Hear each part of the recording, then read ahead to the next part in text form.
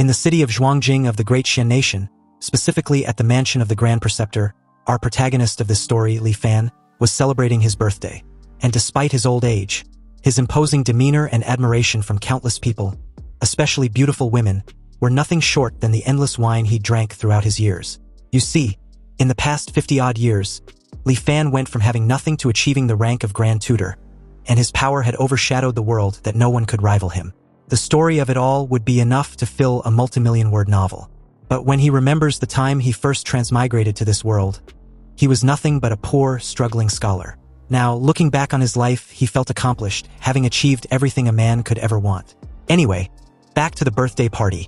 The entire top floor of the manor were filled with several dancers entertaining the guests under the influence of amazing alcohol and great music. It wasn't until one of Li Fan's subjects crashed the party with an alarming yet felicitous omen. He informed his lord, the Grand Preceptor, that the sky was ablaze with falling flames, a divine sign of an auspicious omen. Also, it looks like it was flying toward the manor. Li Fan rushed to the balcony of his manor to get a better look at what's going on, only to see, just as his subject described, flames were indeed falling from the heavens. But upon a closer look-up, it seems that two powerful figures, being the source of the flames, were actually battling it out. One of them yells the name Dao Xuanzi, telling this person not to take it too far. Everyone, including Li Fan, were absolutely stunned to see these godlike beings who hadn't even noticed their insignificant existence.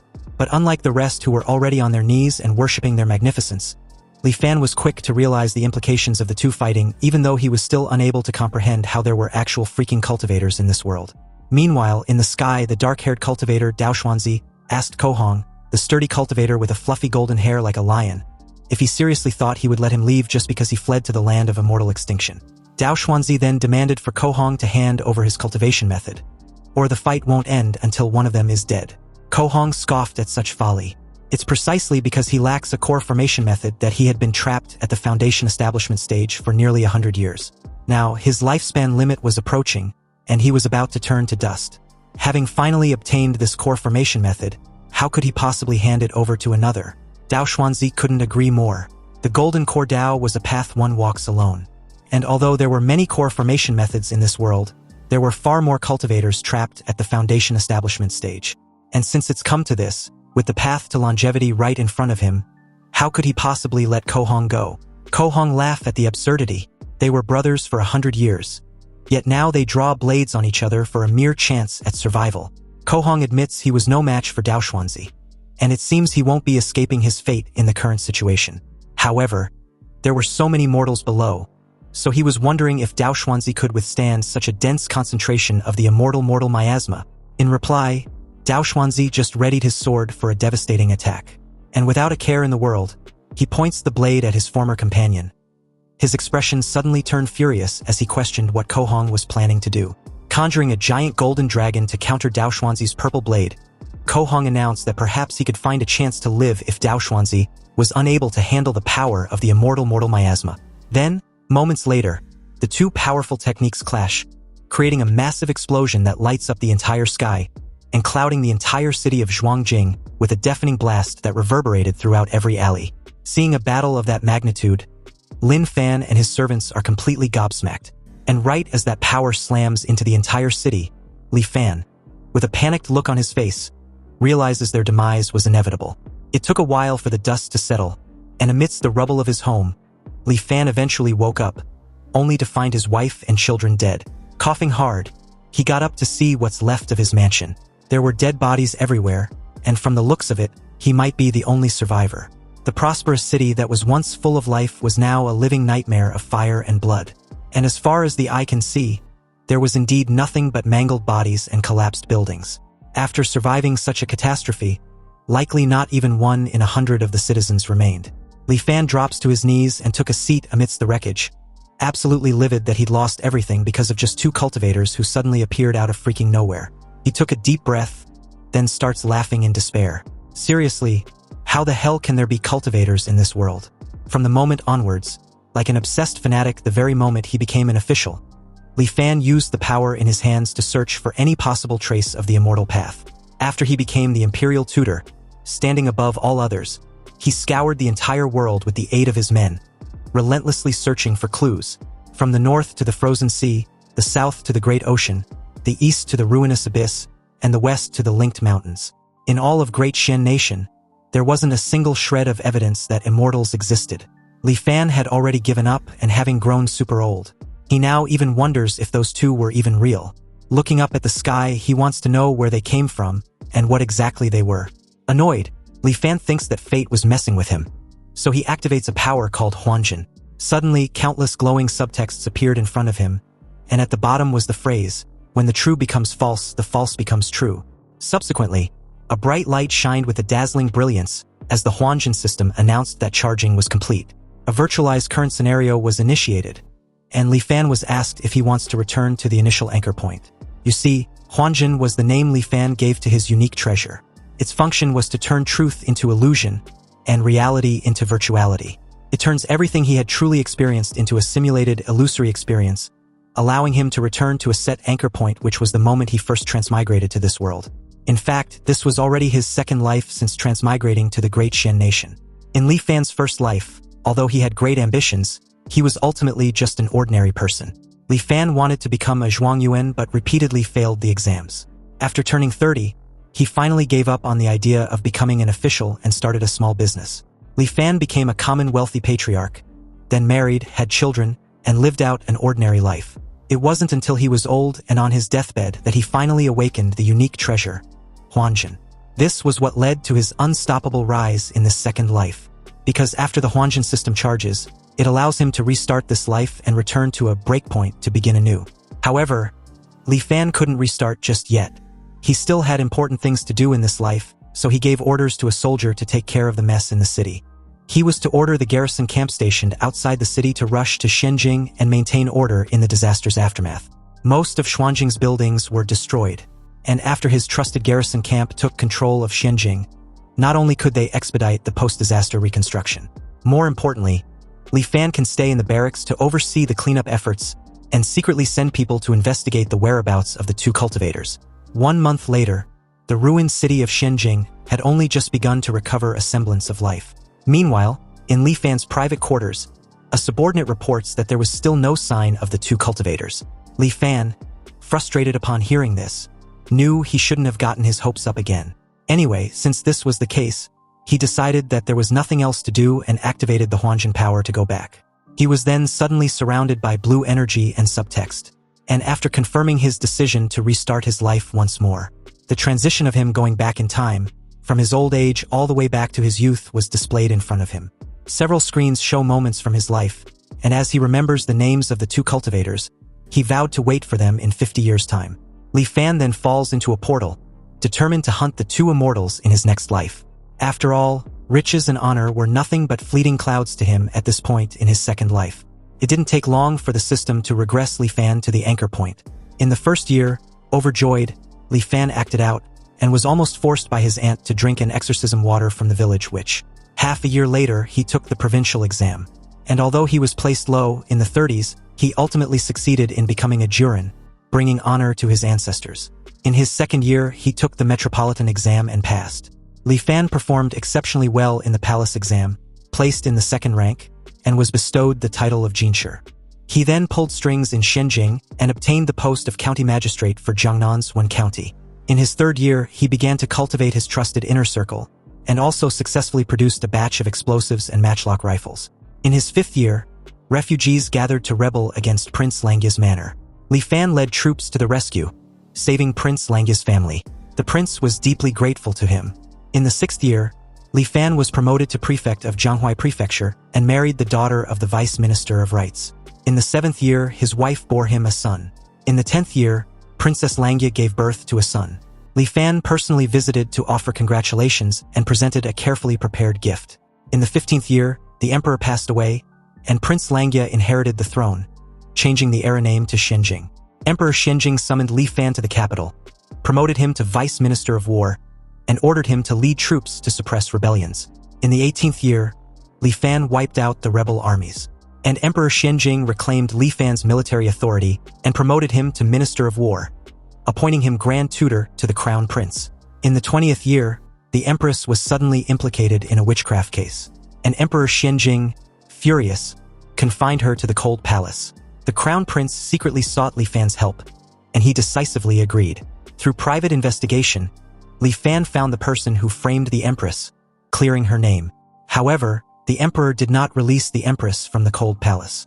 In the 25th year, Li Fan secretly received news that someone had reported him for privately visiting the empress in the cold palace. And in that same year, the emperor was assassinated while traveling. So the officials retrieved the empress from the cold palace. The crown prince then ascended the throne with the heir named Kongning.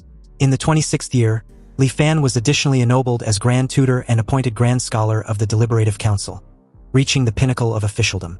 He used this opportunity to eliminate dissent and build his own faction in the imperial court. In his 30th year, the people of the world knew only of the Grand Tutor, not the emperor. In the 31st year, the Empress Dowager became pregnant and bore him a son. In the 38th year, Emperor Hongning died of depression. In the 40th year, the Empress Dowager died of illness. In the 45th year, Li Fan's wife passed away. In the 46th year, Li Fan's eldest son died of illness. And in the 50th year, 2 immortals arrived from the ruinous abyss, destroying the city of Shenzhen.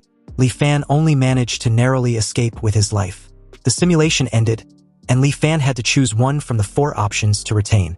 The first option was an item in Li Fan's possession during this simulation.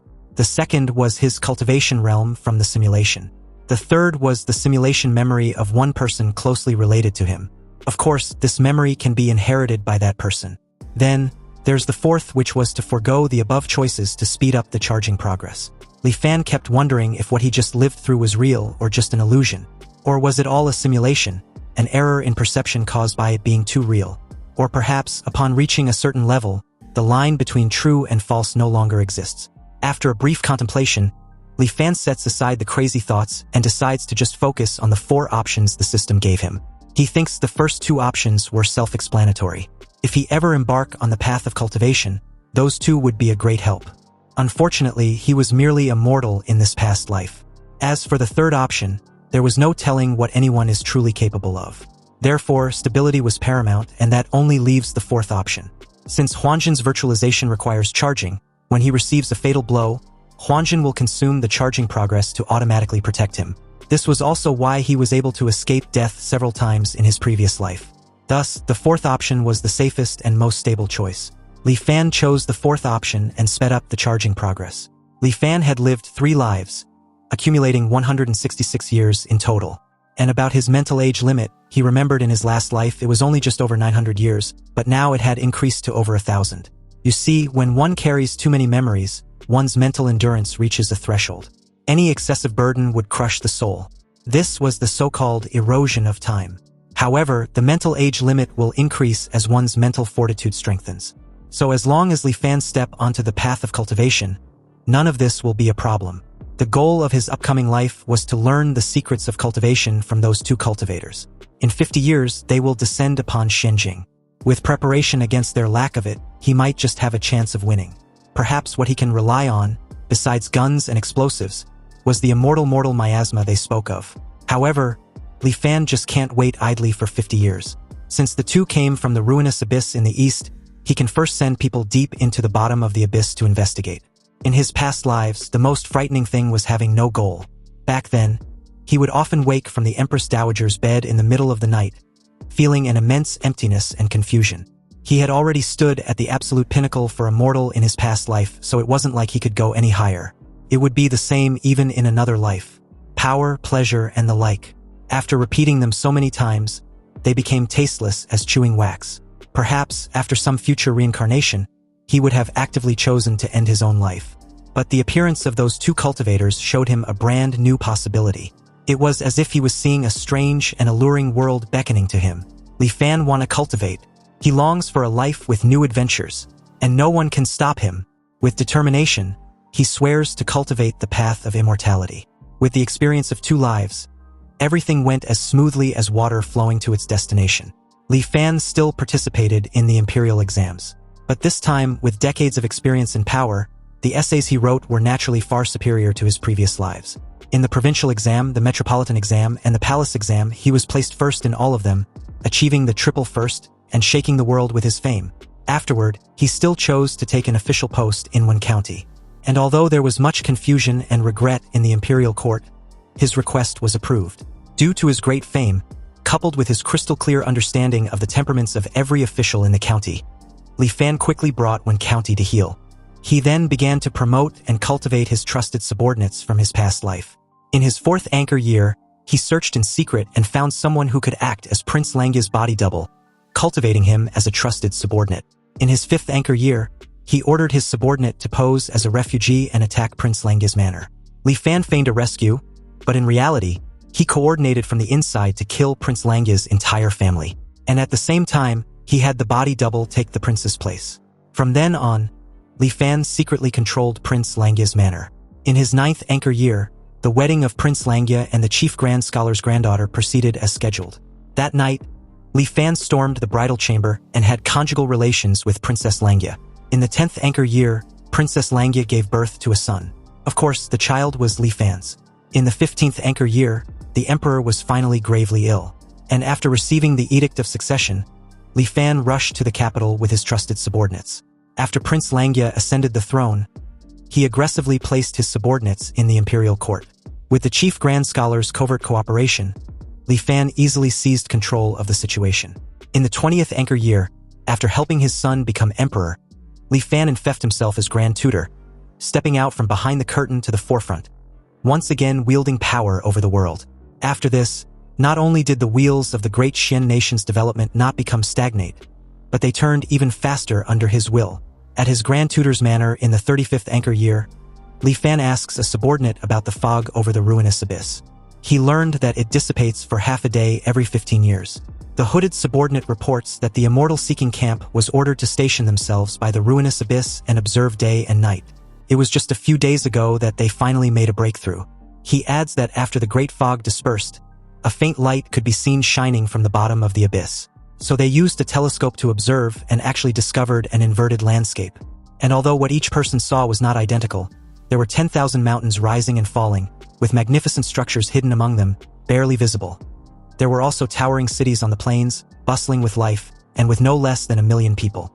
And on top of that, there was even a city in the sky wreathed in rosy light, with all kinds of rare and exotic beasts flying about. It was truly incredible. After receiving a confirmation that the 2 cultivators came from the ruinous abyss, Li Fan wanted to know if they have found a way to get to the bottom of the abyss. But the hooded subordinate replied that they had tried various methods, but as soon as they descend to a certain depth, they were shredded by a sudden astral wind. The astral wind was so terrifying that even the strongest armor could not resist it for a moment. Li Fan dismisses his subordinate with a simple wave of his hand. Then, looking at the full moon, he realizes he would probably have to wait for the 2 cultivators after all. And so, the 50th anchor year eventually arrived in the great Xian nation, bringing with it a very eventful night. In the night sky, the 2 auras of power clash violently once again. And just like last time, Kohong yells the name Dao Xuanzi, telling him not to take it too far. However, this time around, several fiery projectiles were suddenly shot towards the 2 in the middle of their brawl. Kohong gets ticked off and wonders who dares to launch a surprise attack on them. Below, several armed soldiers, with a coordinated effort, fired their rifles relentlessly at the 2 cultivators. However, with a simple hand gesture from Kohong, all the bullets stop in midair as he wonders what they were. And with his curiosity piqued, he used his flames to disarm and summon one of the rifles from a soldier. Incredulous, Kohong finds the weapon fascinating. After all, it was using intricate mechanical structures in place of formations, and the explosive power in place of spiritual energy. To think that after several thousand years, the mortals exiled to this land of immortal extinction could actually research such an ingenious object, Kohong was amazed, though he also thinks it's a pity. The weapon was only effective in the land of immortal extinction where the great Tao was incomplete. But outside this place, it was just a pile of useless scrap metal. Also, at such audacity of mere mortals daring to make a move against them, Kohong, who originally felt a hint of guilt, now had an intolerable expression on his face. He questions if these insignificant mortals were just seeking their own death, before invoking his Tao art technique, the Flame Dragon's Roar. Suddenly, a massive fire dragon was formed, then charged towards every soldier in the manor. But as the enormous dragon whips through the entire city before charging towards its target, the utter destruction it left in its wake was so devastating that it took less than no time for the entire city to bore some resemblance to Li Fan's previous experience. Only this time around, a slight yet shocking deviation left Kohong stunned, wondering what was going on. Apparently, The flame dragon's roar of his was fundamentally not something mortals could withstand. Yet almost every soldier of Li Fan's was surprisingly much alive. In that moment, Dao Xuanzi also noticed that the weapons were soaked in mortals' blood. And after Ko Hong was tainted by the immortal miasma, his Dao arts were weakened. The usage of the immortal miasma meant that the enemy was clearly prepared. At this point, it's obvious they walked into an ambush the very moment they arrived. Since where they were was bizarre and dangerous, Dao Xuanzi suggests they shouldn't stay any longer. But before the two could bounce, a voice threatens that if they flee, the news that they obtained a core formation method would spread throughout the entire cultivation world the very next day. Dao Xuanzi and Ko Hong immediately panicked since only the two were supposed to know about this. They start to wonder who could have leaked the information. But before they could react, several cannonballs heavily condensed with the immortal miasma were fired at them. Furious, Ko Hong yells that the soldiers were courting death, then hurl a massive flame towards the cannonballs. Dao Xuanzi senses the danger in that moment and tried to warn Ko Hong to dodge instead. But it was too late. Ko Hong's flames only managed to trigger all the cannonballs to explode, releasing the immortal miasma. The entire night sky above what remains of the city were coated with heavy raindrops of the immortal miasma, dyeing everything red. And on the ground, somewhere amidst the wreckage was the two cultivators, now surrounded by dozens of armed soldiers. A soldier informed them that their grand tutor had given an order for their lives to be spared if they surrender. Dao Xuanzi, momentarily shaken, scoffs at the idea of surrendering. But before he could actively retaliate, he sees Ko Hong's storage ring hovering in front of him. Knowing the implication of this, Dao Xuanzi, with a look of horror, turned his head in his friend's direction, only to see him advising that he leaves with his storage ring, then dies immediately after. The very moment after Ko Hong's death, a large golden dragon emerged from his body and flies into the night sky above the burning city. The dragon's spirit is then transformed into a tree branch floating in the air. It is then declared that the Foundation Establishment cultivator, Ko Hong, cultivated for 205 years, achieved his Dao foundation with the mystical object, the Qiu dragon branch. And in the land of immortal extinction, he was besieged by several thousand mortals and was carelessly injured by the immortal miasma. His cultivation was instantly lost, and his lifespan neared its end. Now, his body perishes and his Dao vanishes, returning the Dao to the heavens. A soldier suddenly speaks up in that moment, telling Dao Xuanzi that their grand tutor has no intention of fighting him to the death. If he gives up on resisting, his life would be guaranteed. Meanwhile, nearby, Li Fan watched the entire scene with a cold and detached expression. He seemed to have heard a strange voice from the sky when Ko Hong died just now. But what that voice was no longer important because it seems capturing the two immortals in this life was no longer possible. Also, he didn't expect the immortal miasma to be so lethal to cultivators.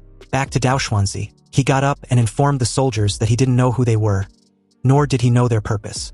However, he and his brother were plotted against by them, resulting in his death and the loss of their Dao. Now, there was nothing more to be said, so he absolutely cannot accept this. This puppeteer, hiding behind these mortal soldiers, and even using the immortal miasma, a despicable thing scorned by all cultivators, to eliminate his brother, Ko Hong, was something he feels wasn't worth it for him. Dao Xuanzi's eyes were filled with rage, teething on the edge of madness as he calmly reminded everyone that they have all seen his brother's Foundation Establishment mystical object. Now, he invites them to take a look at his. Dao Xuanzi slowly took off into the night sky, and with a gesture of his hands, he exclaimed with a chilling tone, "With the wonders of heaven and earth, I build my Dao foundation, a sword named Dao Xian." Dao Xuanzi then invite the spectators all to view it. Suddenly, a freaking gigantic sword about the size of the mountain descended from the sky and crashed directly into what was left of Xianjing. The destruction was inescapable, so Li Fan immediately activated the power of Huanjin and found himself back inside the virtual simulation space. He clutched his chest after experiencing firsthand the power of a cultivator at the peak of the Foundation Establishment. If it weren't for the immortal miasma, even if Li Fan reincarnated 100 times over and used countless schemes, it wouldn't be enough to pose a threat to Dao Xuanzi and Ko Hong. Honestly, Li Fan also didn't expect the immortal miasma to directly cause Ko Hong's body to die and his Dao to vanish. He originally thought when they called each other brother of 100 years it was just talk. He didn't expect their relationship to be so extraordinary.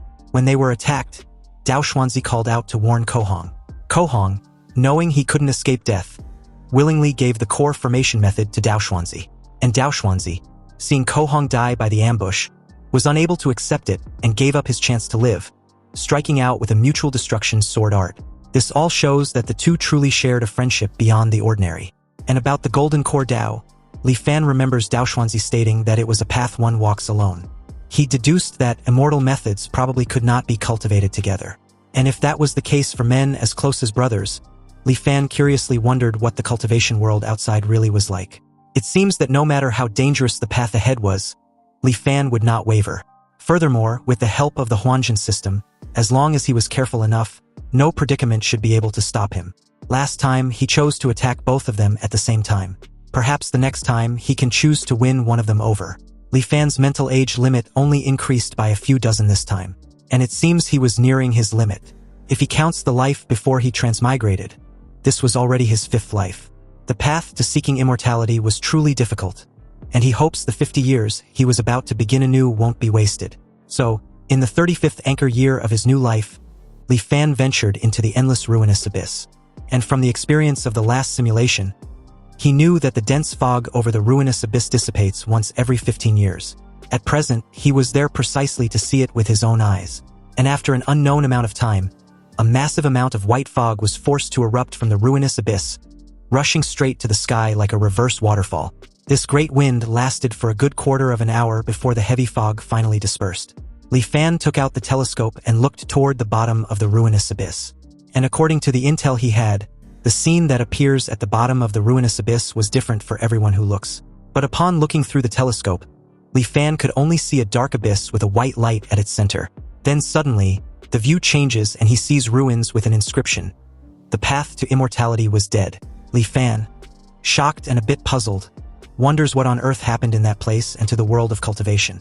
Soon, the scene shifts to Li Fan's 50th birthday, in his 15th anchor year. Ko Hong yells furiously at Dao Xuanzi, reciting the same line as in the previous lives. Then, Li Fan's squad of soldiers attack with their rifles. Only this time around, they only attack Ko Hong under the banner of Dao Xuanzi. Ko Hong, stunned and a bit puzzled, wondered how it was even possible as he blocks the bullets. And although he couldn't comprehend why, he also starts to wonder if Dao Xuanzi already knew he would flee to the land of immortal extinction. Ko Hong's confirmation immediately solidified when he noticed that the bullets were laced with the immortal miasma. He yells at Dao Xuanzi, calling him a despicable friend. Meanwhile, Dao Xuanzi, shell-shocked, was just as confused as his friend. He didn't know why the mortals below were attacking Ko Hong under his banner, and were even using the immortal miasma. He explains to Ko Hong that they weren't under his command, then suggests they get the hell out of there. But in that very moment, Li Fan yells from below, questioning why Dao Xuanzi was going back on his promise. Li Fan then informs Ko Hong of their deal with his friend, stating that as long as they helped Dao Xuanzi eliminate him and seize the core formation method, he would lead the clan out of the immortal Forsaken Land. Ko Hong was enraged at this point. He asked his friend if he still insists on his innocence since besides the two of them, no one knew about the core formation method. Dao Xuanzi, done with this nonsense, decides to find the culprit, Li Fan, who was still running his mouth after revealing his knowledge of the core formation method. Li Fan adds that they had incurred the wrath of the masses for the sake of the immortal miasma Dao Xuanzi spoke of. Now, public resentment was boiling over. So if the immortal master cannot keep his promise and lead them out of the immortal Forsaken Land, he fears it won't be long before his clan dies without a burial place. Annoyed by the false guilt-tripping, Dao Xuanzi charges towards what he believed to be Li Fan, a shameless villain who needs to shut the fuck up. Dao Xuanzi crash lands with a reverberating boom, sending dust and debris flying. Dao Xuanzi spots a radio, which he believes was an artifact. At the same time, Li Fan accuses Dao Xuanzi of trying to permanently silence them. Gritting his teeth, Dao Xuanzi was surprised as to how cautious the enemy was. He instantly destroys the strange artifact, but the damage was already done. Ko Hong, full of righteous fury, accuses his friend of betraying their 100 years of friendship all for pure greed. If he wanted the core formation method, why couldn't he challenge him for it, but resulted to so many underhanded tricks? Ko Hong decides not to flee anymore and chooses to challenge Dao Xuanzi. If his friend has the skill, he should come at him. Ko Hong activates his flame dragon's wrath and charges towards Dao Xuanzi, who lets out a helpless sigh after being cornered. With a massive fireball hurled at Dao Xuanzi by the summoned flame dragon, Dao Xuanzi calmly counters with his sword. The two attacks collide, creating an explosion. Then, very abruptly, another radio announces Li Fan's decision and reason in switching sides. Since Dao Xuanzi was fickle and vindictive, Li Fan explains he's afraid there would be no escape for him and his men if he wins. So he now ordered his soldiers to assist the immortal master Kohong in dealing with Dao Xuanzi. Upon hearing this, Kohong laughs at his friend, who always prided himself on being noble, but was actually a despicable person who got screwed over by faith and was suffering a backlash. Well, it's as the saying goes, he who commits many injustices is doomed to self-destruct. Dao Xuanzi gets ticked off and calls his gullible friend a fucking fool. But Kohong was far too gone to care or reason with. After all, his friend fancied himself clever, so why was he now deserted by everyone? This was what they call being a victim of one's own cleverness. Kohong, who had recently mastered a new Dao technique, declared that this was the perfect time to test it out. He activated another Dao technique, the imprisoning dragon. A cage made of flame suddenly imprisoned Dao Xuanzi. And to break free, Dao Xuanzi, in rage, enlarges his sword and breaks free with ease. He made his way back in the night sky, fed up with being on the defense. He summoned his Dao Foundation sword and went on the offensive. Dao Xian appears in the sky in all its glory, ready to destroy everything in its path. But Kohong challenges Dao Xian's Dao with his own, invoking his dragon transformation technique, which was the Dao Dragon Staff, a golden dragon to face Dao Xuanzi's giant sword. But before the two Dao summons could clash, Li Fan and his men intervene, lending Kohong a helping hand. They attacked Dao Xuanzi with explosives filled with the immortal miasma, and upon contact, they exploded, releasing the immortal miasma, which instantly clouded Dao Xuanzi. All wounded, Dao Xuanzi let out an ear-piercing cry, and soon realizes that his Dao Dragon branch has been hit. It starts to grow rapidly from within him, then sprout outward. The branches instantly grew and took over his entire body. And eventually, Dao Xuanzi's body gets completely consumed, leaving a lifeless corpse.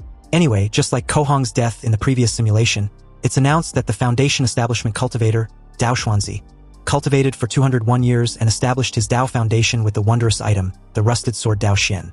However, in the immortal Forsaken Land, he fought with another and was ultimately killed at the hands of the Foundation Establishment cultivator, Kohong.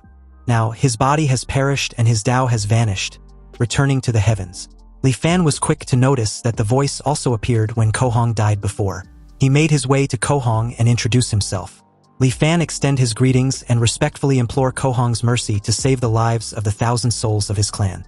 Kohong realizes Li Fan was the one whose voice was echoing from all directions earlier. He questioned why a mere mortal dared to interfere in a battle between cultivators. Li Fan explains that he was merely seeking a chance of survival after realizing that his clan would have perished if Dao Xuanzi won the battle. Kohong finds this harsh and Lin Fan takes the opportunity to remind him of the promise Dao Xuanzi made.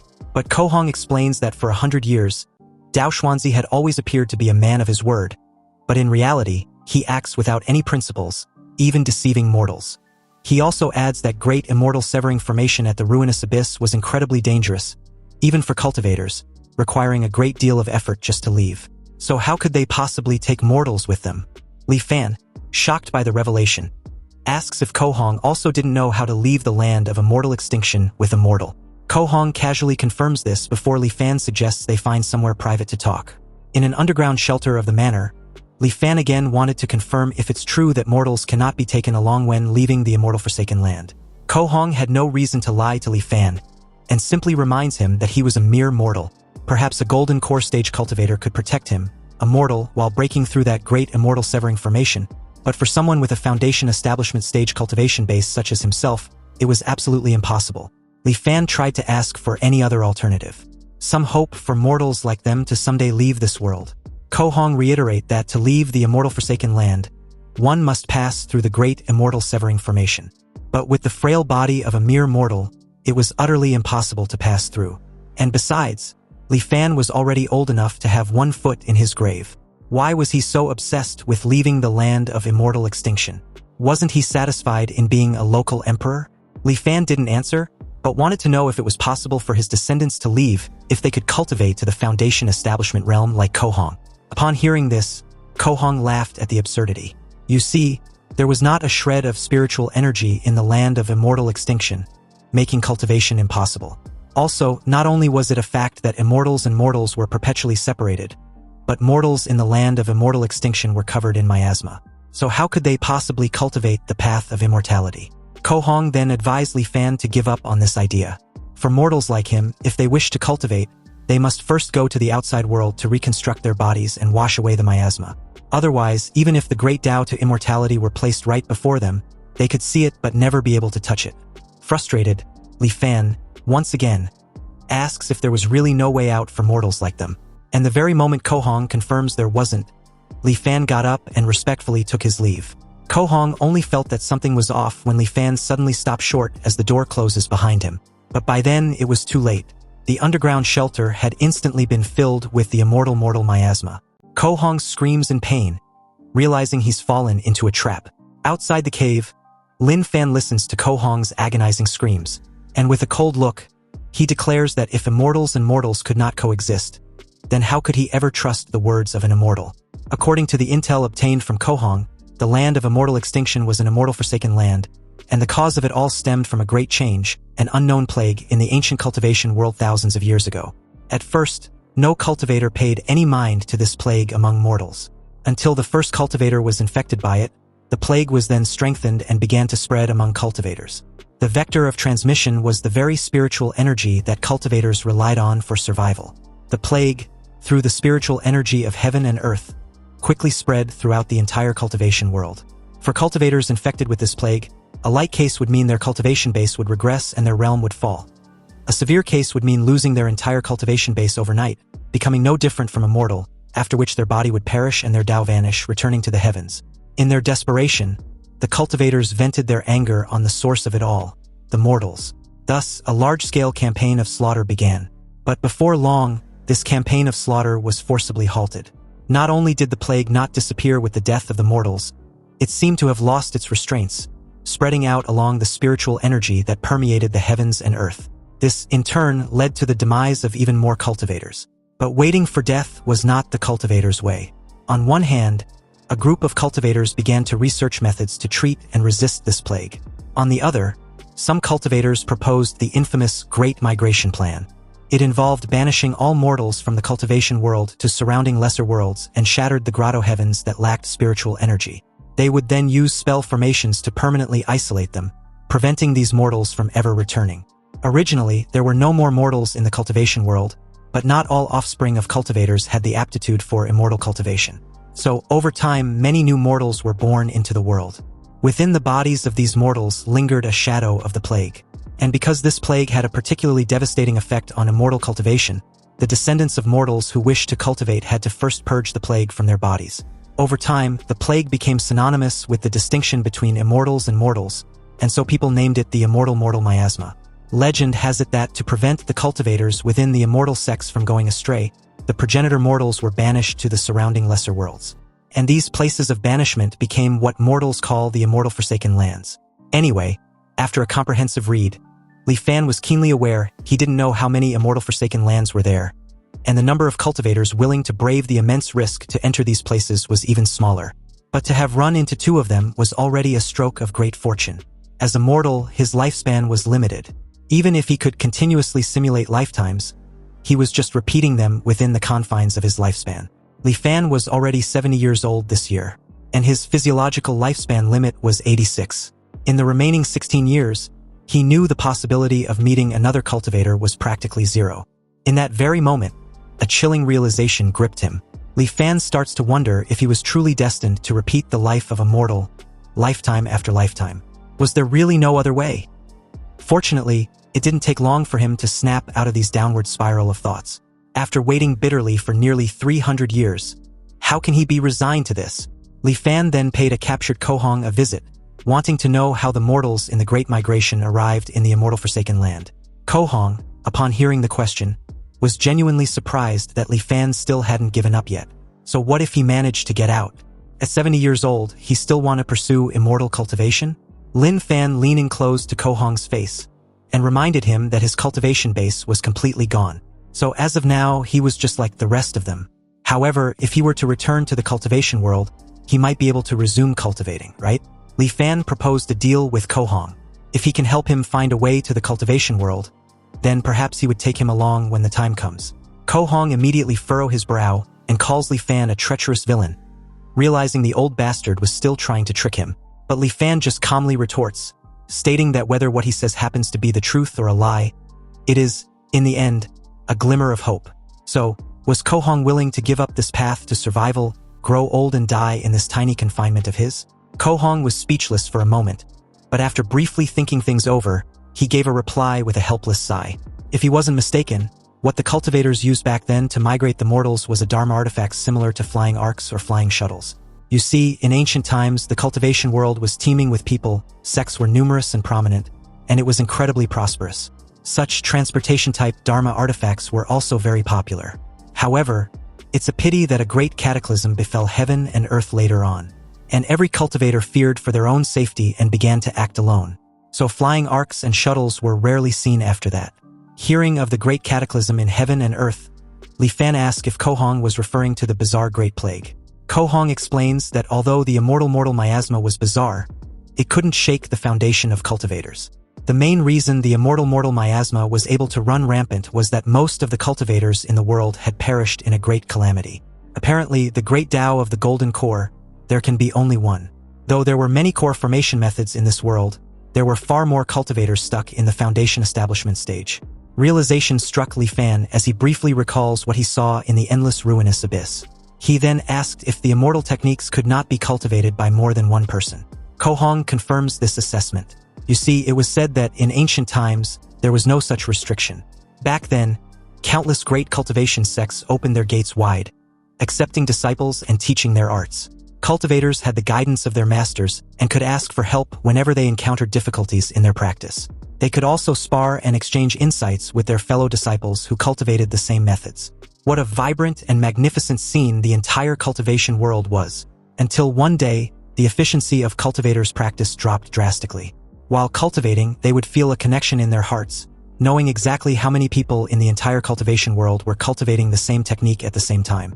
They also made a horrifying discovery. The more people who cultivated the same method simultaneously, the lower the cultivation efficiency for everyone practicing that method.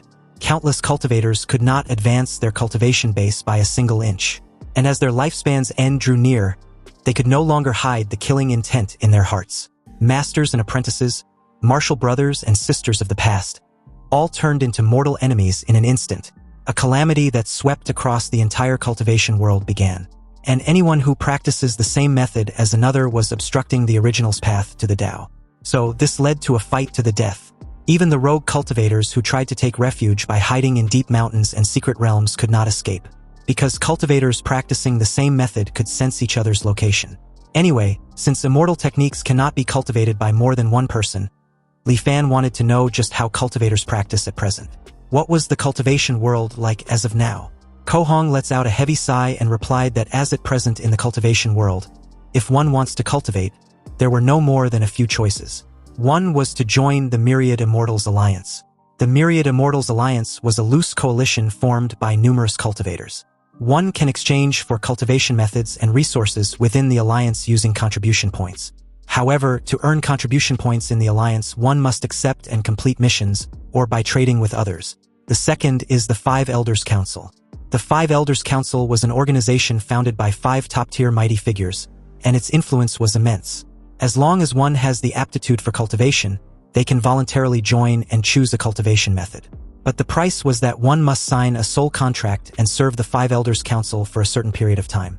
From Kohong's description, it feels like cultivation methods weren't that scarce in the cultivation world. Kohong nodded with a slight smile. The reason was that the methods obtained this way were all incomplete. These methods were all newly compiled by the major powers over the years, so reaching the peak of qi condensation was already their limit. To advance further and establish a Tao foundation, one must switch to a new cultivation method, and the same applies to realms above foundation establishment. Li Fan was a bit puzzled. After all, if one were to switch methods and start over every time they break through to a new realm, didn't that mean all their previous efforts will be for nothing? Kohong explains that that won't happen, because all who cultivate must practice a fragment of the supreme primordial true scripture. This scripture was not a cultivation method, but more of a secret technique. Its function was to allow a cultivator to willingly disperse their realm without significant loss. After dispersing their cultivation to switch to another method, they can quickly catch up to their original realm. A bit shaken, Li Fan was also amazed that such a miraculous method exists. It was as if this fragment appeared at such a convenient time, since only in this way could the many cultivators of the world be made to accept constantly changing their cultivation methods. Kohong could only sigh once again. Li Fan was right, but what else could be done about it? A true method was hard to come by, and his friend, Dao Xuanzi, died without ever knowing the real reason why he snatched the method and ran. It wasn't just because it was a core formation method, but because it was a true method that could lead directly to the nascent soul realm. Next, after Kohong introduced Li Fan to some common knowledge of the cultivation world, such as how a cultivator's demise can trigger celestial phenomena within a certain range, he finally returned to the main topic. He once heard a rumor that for thousands of years, mortals from the immortal Forsaken Lands have been secretly returning to the cultivation world. But it's mostly just idle talk and baseless rumors from the streets, without any concrete evidence. Li Fan points out that there was no smoke without fire. Sometimes, rumors were the truth of the matter, and as long as there was a sliver of hope, he would not give up. Kohong, upon hearing this, really didn't know how an old Li Fan with one foot in the grave can still be so restless. Of course, Li Fan couldn't reveal his secret, and can only assure Kohong that as long as he helps him find the way to the cultivation world, not only will he release him and let him return with him, but he would also return all of Kohong's and Dao Xuanzi's belongings to him, including that nascent soul true method. Shocked as hell, Kohong asked if Li Fan was really serious, and after receiving a confirmation reply, he immediately agreed to help. He vowed to do his utmost to help Li Fan. So, with Kohong's help, Li Fan collected historical books and records from all over the world, striving to find clues about the Great Migration era from the scattered fragments of ancient records. And at the same time, he mobilized the army to excavate ancient tombs on a massive scale, trying to find any trace or clue. Although this caused the people's grievances to boil over and officials submitted memorials to admonish him daily, he forcibly suppressed them all. But unfortunately, too much time has passed since the Great Migration era, and the lifespan he had left in this world was far too short. 16 years later, Li Fan exited the underground secret chamber, knowing full well his end in this simulation was near, yet hadn't found jack shit. His now frail body was like a candle flickering in the wind that could be extinguished at any moment. But before this life ends, he needed to first confirm the items within Kohong's storage ring. Opening the storage space revealed the Thousand Mysteries Jade Cosmos Golden Chapter Scroll. It was a nascent soul realm cultivation method with the current number of cultivators being 0. Li Fan could only pity his current predicament. After all, he was sitting on a mountain of treasures, but had no fortune to enjoy it.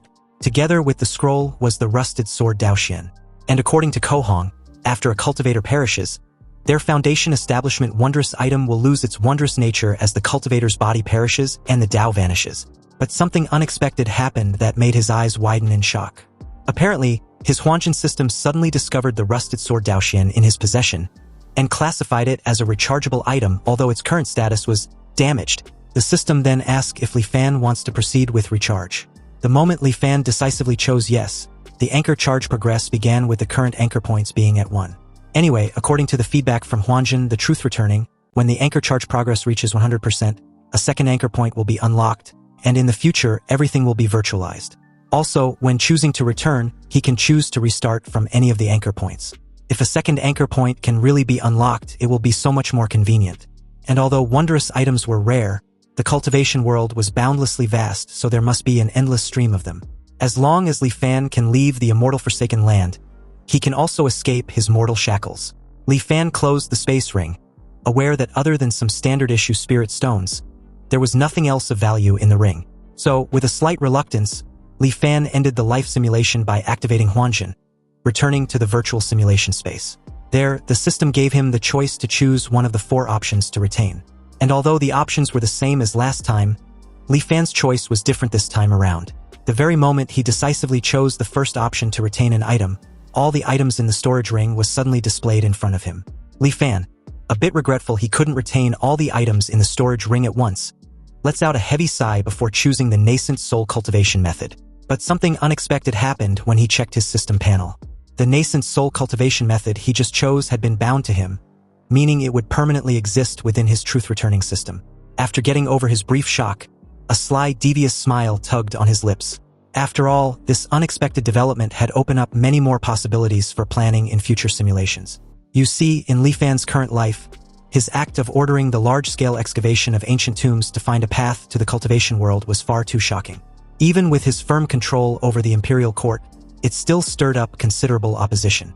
If the court had pushed for it right from the start, it would have surely been unsustainable. But in his next life, if he starts planning from an earlier moment, in 20 years' time, it might not be impossible to change the mindset of the entire world. Time flowed on, and Li Fan's sixth life began.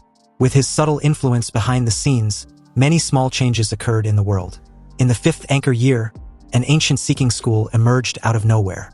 This school brought several ancient texts to the capital for an audience with the emperor.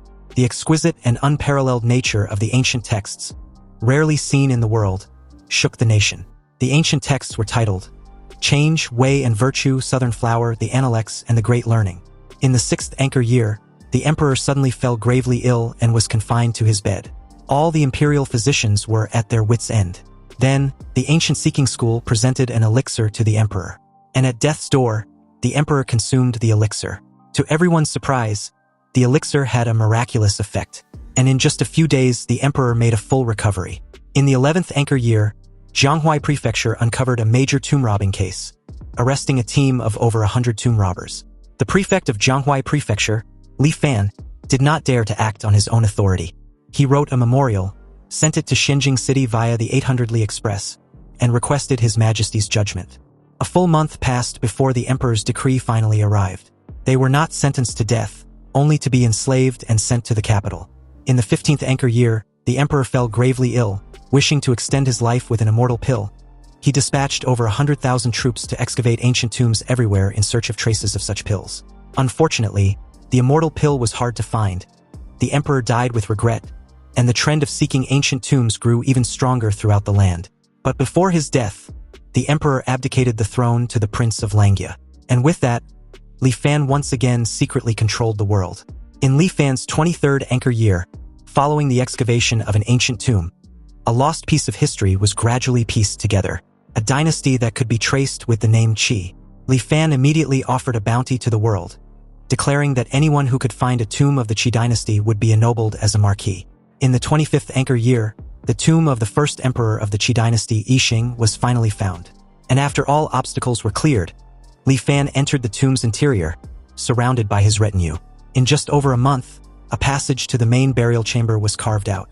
The main tomb passage stretched for several hundred meters, its walls covered in vivid, lifelike murals. Though 1,000 years had passed, they were still clearly visible. Li Fan and his men arrived at the main burial chamber. The chamber was 40 to 50 meters high, with a length and width of several thousand meters. The ceiling seemed to imitate the layout of the stars, inlaid with tens of thousands of luminous pearls. Mountain peaks rose one after another, submerged in a sea of clouds. It was unknown how this sea of clouds was formed, and it remained fixed within the chamber, never drifting. Even after several thousand years, it had not dissipated. Invisible paths connected the various mountain peaks, and everyone marveled in amazement as they walked along. In that moment, Li Fan, marveled at such ingenuity, was convinced that these were truly the methods of an immortal. Anyway, atop the highest peak was a simple thatch hut, and the fertile fields outside was barren.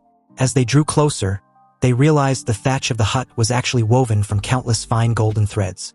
Realizing the thatch hut was clearly Yixing's coffin, Li Fan ordered 2 of his men to go open the door. The 2 did as they were instructed, opening the door, and what was inside stunned Li Fan for a moment before he approached. It was an ancestral shrine for Yixing, an outer disciple of the Taihang sect.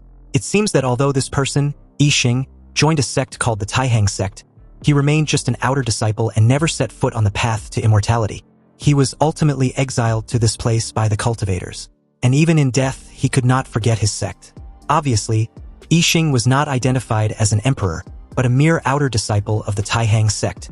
However, according to Kohong, all the sects in the world should have perished during the Great Calamity before the Great Migration era. So it seems there's a hidden story behind this. Yixing was likely entrusted by the cultivators of the Taihang sect to oversee the Great Migration of this world. In deep thoughts, Li Fan wondered if they would be able to find the flying ark used for the migration back then. Since the search of the main burial chamber yielded nothing, Li Fan ordered the ancient seeking camp to excavate the surrounding area. Several days later, news arrived. Li Fan received a report that the ancient seeking camp had found a record mentioning the words flying ark in the list of burial goods from a nearby attendant tomb chamber. However, that tomb chamber was robbed long ago, and based on the signs of damage, the robbery occurred over 1,000 years ago. Suddenly, an intense murderous aura loomed over Li Fan when he heard this report. Then seconds later, he lost it and furiously trashed everything on a table next to him. Li Fan was pissed off that the same scenario was repeating itself. It was driving him to the fucking wall. Every time he see a glimmer of hope, it ends up being unattainable, like flowers in a mirror or the moon in the water. Anyway, after releasing all his pent-up frustration, Li Fan issued another bounty, another reward to the world. Whoever finds clues related to the immortal arc would be ennobled as a marquis of 1,000 households. And just like that, in his 35th anchor year, the ancient seeking camp found the tomb of an immortal. Apparently, a few days ago, a group of people were excavating an unremarkable grave when they were suddenly injured by a mysterious force, suffering heavy casualties. The ancient seeking camp dared not be negligent and dispatched men to investigate overnight. But even with many highly experienced veterans, they could not disturb this small tomb in the slightest. Li Fan spared no time and ordered for the use of the immortal miasma to open the tomb at once. The ancient seeking camp quickly obliged and poured bucket upon bucket of the immortal miasma on the invisible barrier protecting the tomb from intruders. Fortunately, just like how it was effective against cultivators, the barrier was no different. It didn't take long for it to shatter completely. Li Fan instructed his men to be careful during the excavation and report immediately to him if they find anything resembling a flying ark. Moments later, a report of an object resembling a flying ark among the burial goods reached Li Fan's ears, and he rushed to the site immediately. When he got there, it was indeed as described, a flying freaking ark. But the size of it caught Li Fan off guard. He couldn't help wondering if the small wooden boat in front of him was really the flying ark he had been longing for. However, through the message carved on the tomb wall by its owner before his death, he eventually understood the full story. It turns out the tomb's owner was named Qian Hong, a Foundation establishment stage cultivator. And over 3,000 years ago, he was hunted by his enemies and with nowhere else to go, he hid in this immortal forsaken land. However, since the immortal forsaken land was completely devoid of spiritual energy, and he didn't have many spirit stones on him, his life was at risk. Before long, Qian Hong's spirit stones were depleted, and without spirit stones to replenish his spiritual energy, his cultivation base deteriorated day by day. He speculated that when the mortals were exiled to the immortal forsaken land thousands of years ago, they might have left behind 1 or 2 flying arcs. So he investigated far and wide, spending decades before finally finding the tomb of Yixing.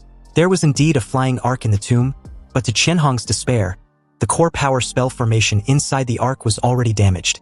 Furthermore, he didn't know the art of artifact refinement, so he couldn't repair it. At that point, Qian Hong finally gave up on the idea of leaving the immortal forsaken land.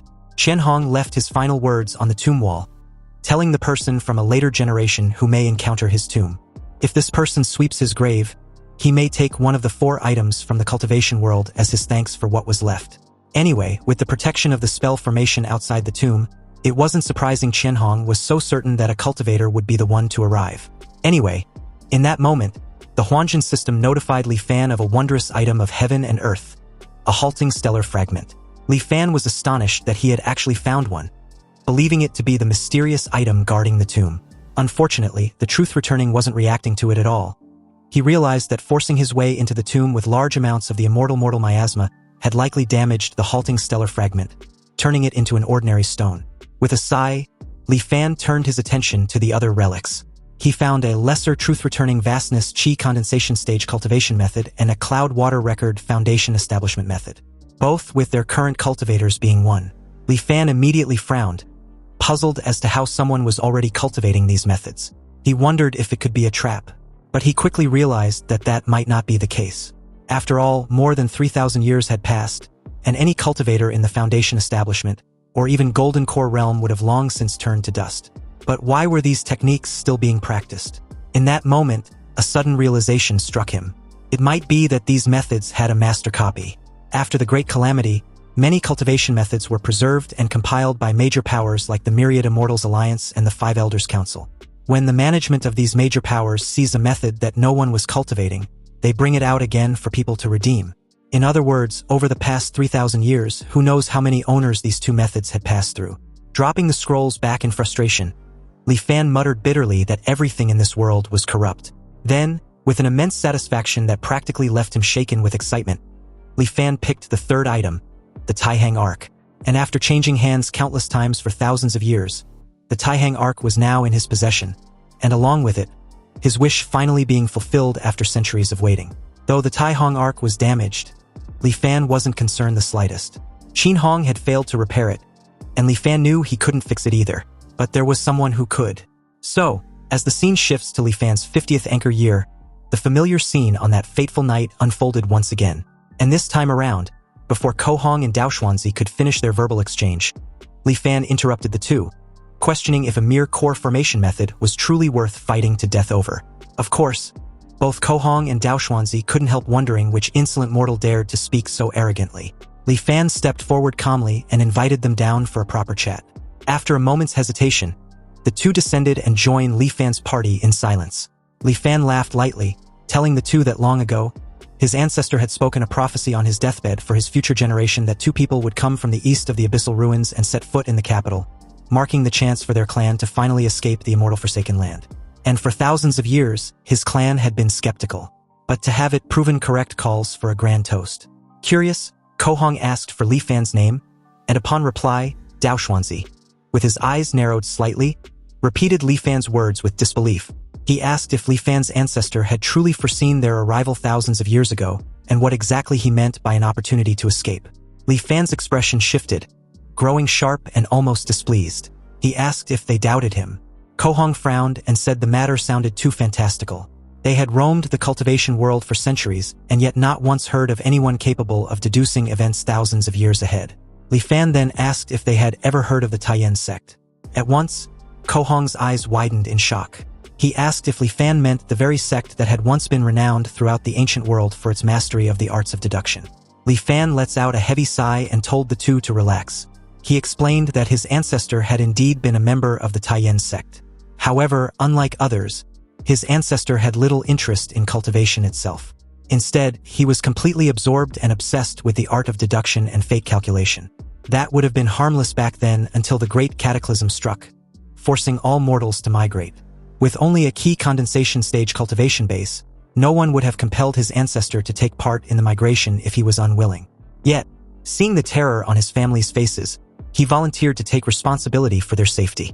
Afterwards, he chose to remain in this immortal Forsaken Land with his family. Dao Xuanzi listened quietly and finally asked why Li Fan had chosen to stop their fight. Li Fan answered that no cultivator had stepped into this immortal Forsaken Land for thousands of years. He knew at once that they were the very people his ancestor had prophesied, the key to his clan's escape. But when he saw them about to kill each other over a mere core formation method, he had no choice but to intervene. Dao Xuanzi sighed and nodded slightly in understanding, adding that Li Fan must have found them laughable.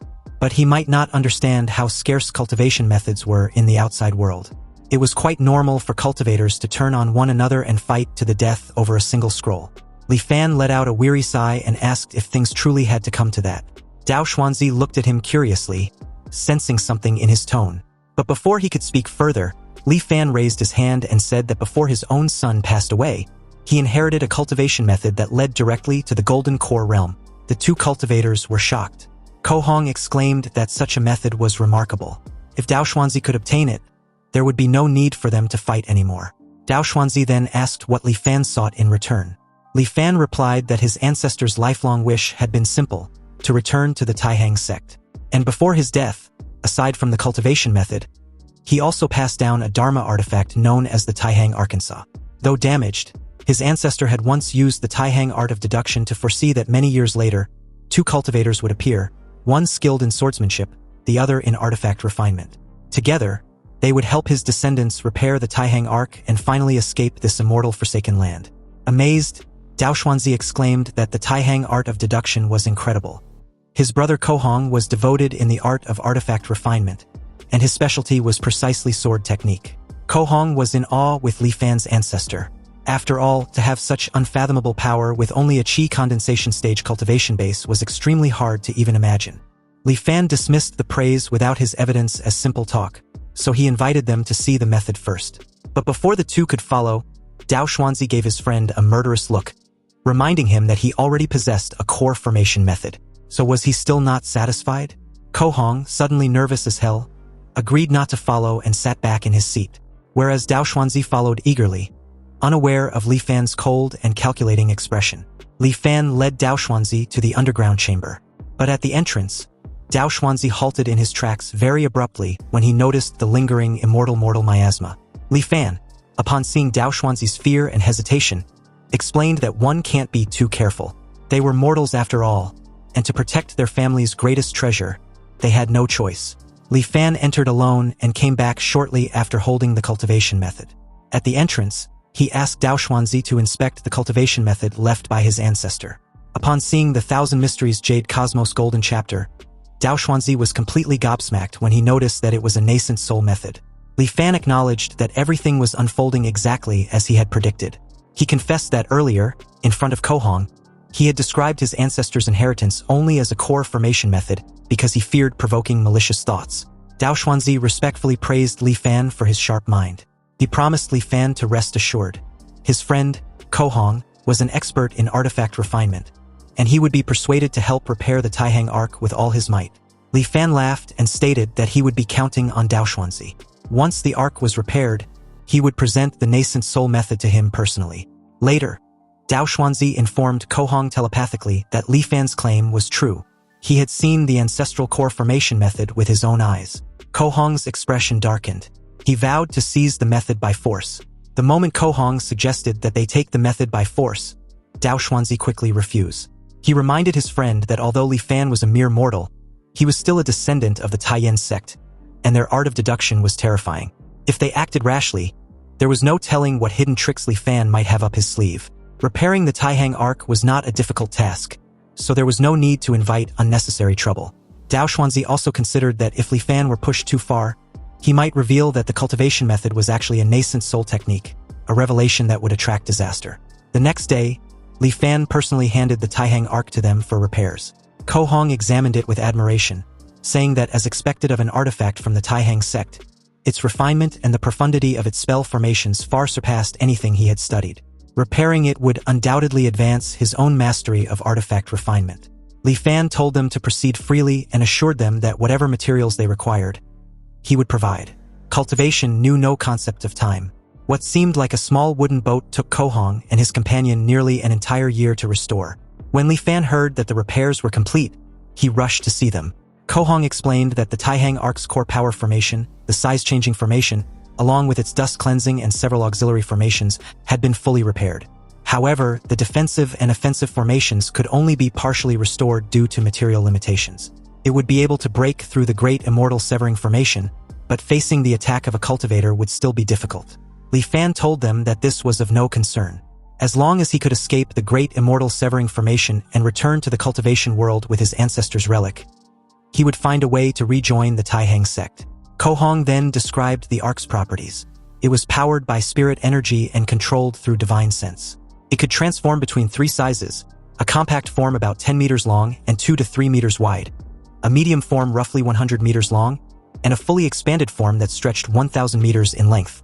Though their spirit stone reserves were limited, the energy already stored would be enough for Li Fan to leave in the Ark's second form. Smiling, Kohong asked whether Li Fan, being a mortal, needed their help as a pilot, only to be stunned as the small wooden boat suddenly transformed into a miniature flying ship before their eyes. Kohong was astonished, remarking that Li Fan's methods were truly extraordinary if he could control the Taihang Ark despite lacking cultivation. Li Fan laughed lightly, calling it a minor trick unworthy of praise. He expressed sincere gratitude to the two cultivators, saying that after being trapped for 1,000 years there was finally hope of escape, all thanks to their help. Dao Xuanzi then asked about the promised cultivation method. Li Fan smiled faintly and gestured for them to follow, saying that everything had long been prepared and that he would personally lead them to retrieve it. 3 days later, Kohong and Dao Xuanzi, who had obtained the cultivation method, came to bid Li Fan farewell. Dao Xuanzi explained that they had exhausted most of their spirit stones. If they remained in the immortal Forsaken Land any longer, their cultivation bases might begin to decline. Thus, they had come to take their leave. Kohong told Li Fan that if he ever managed to leave this immortal Forsaken Land, he could find them in Lingtian City near the Tsongyun mountain range.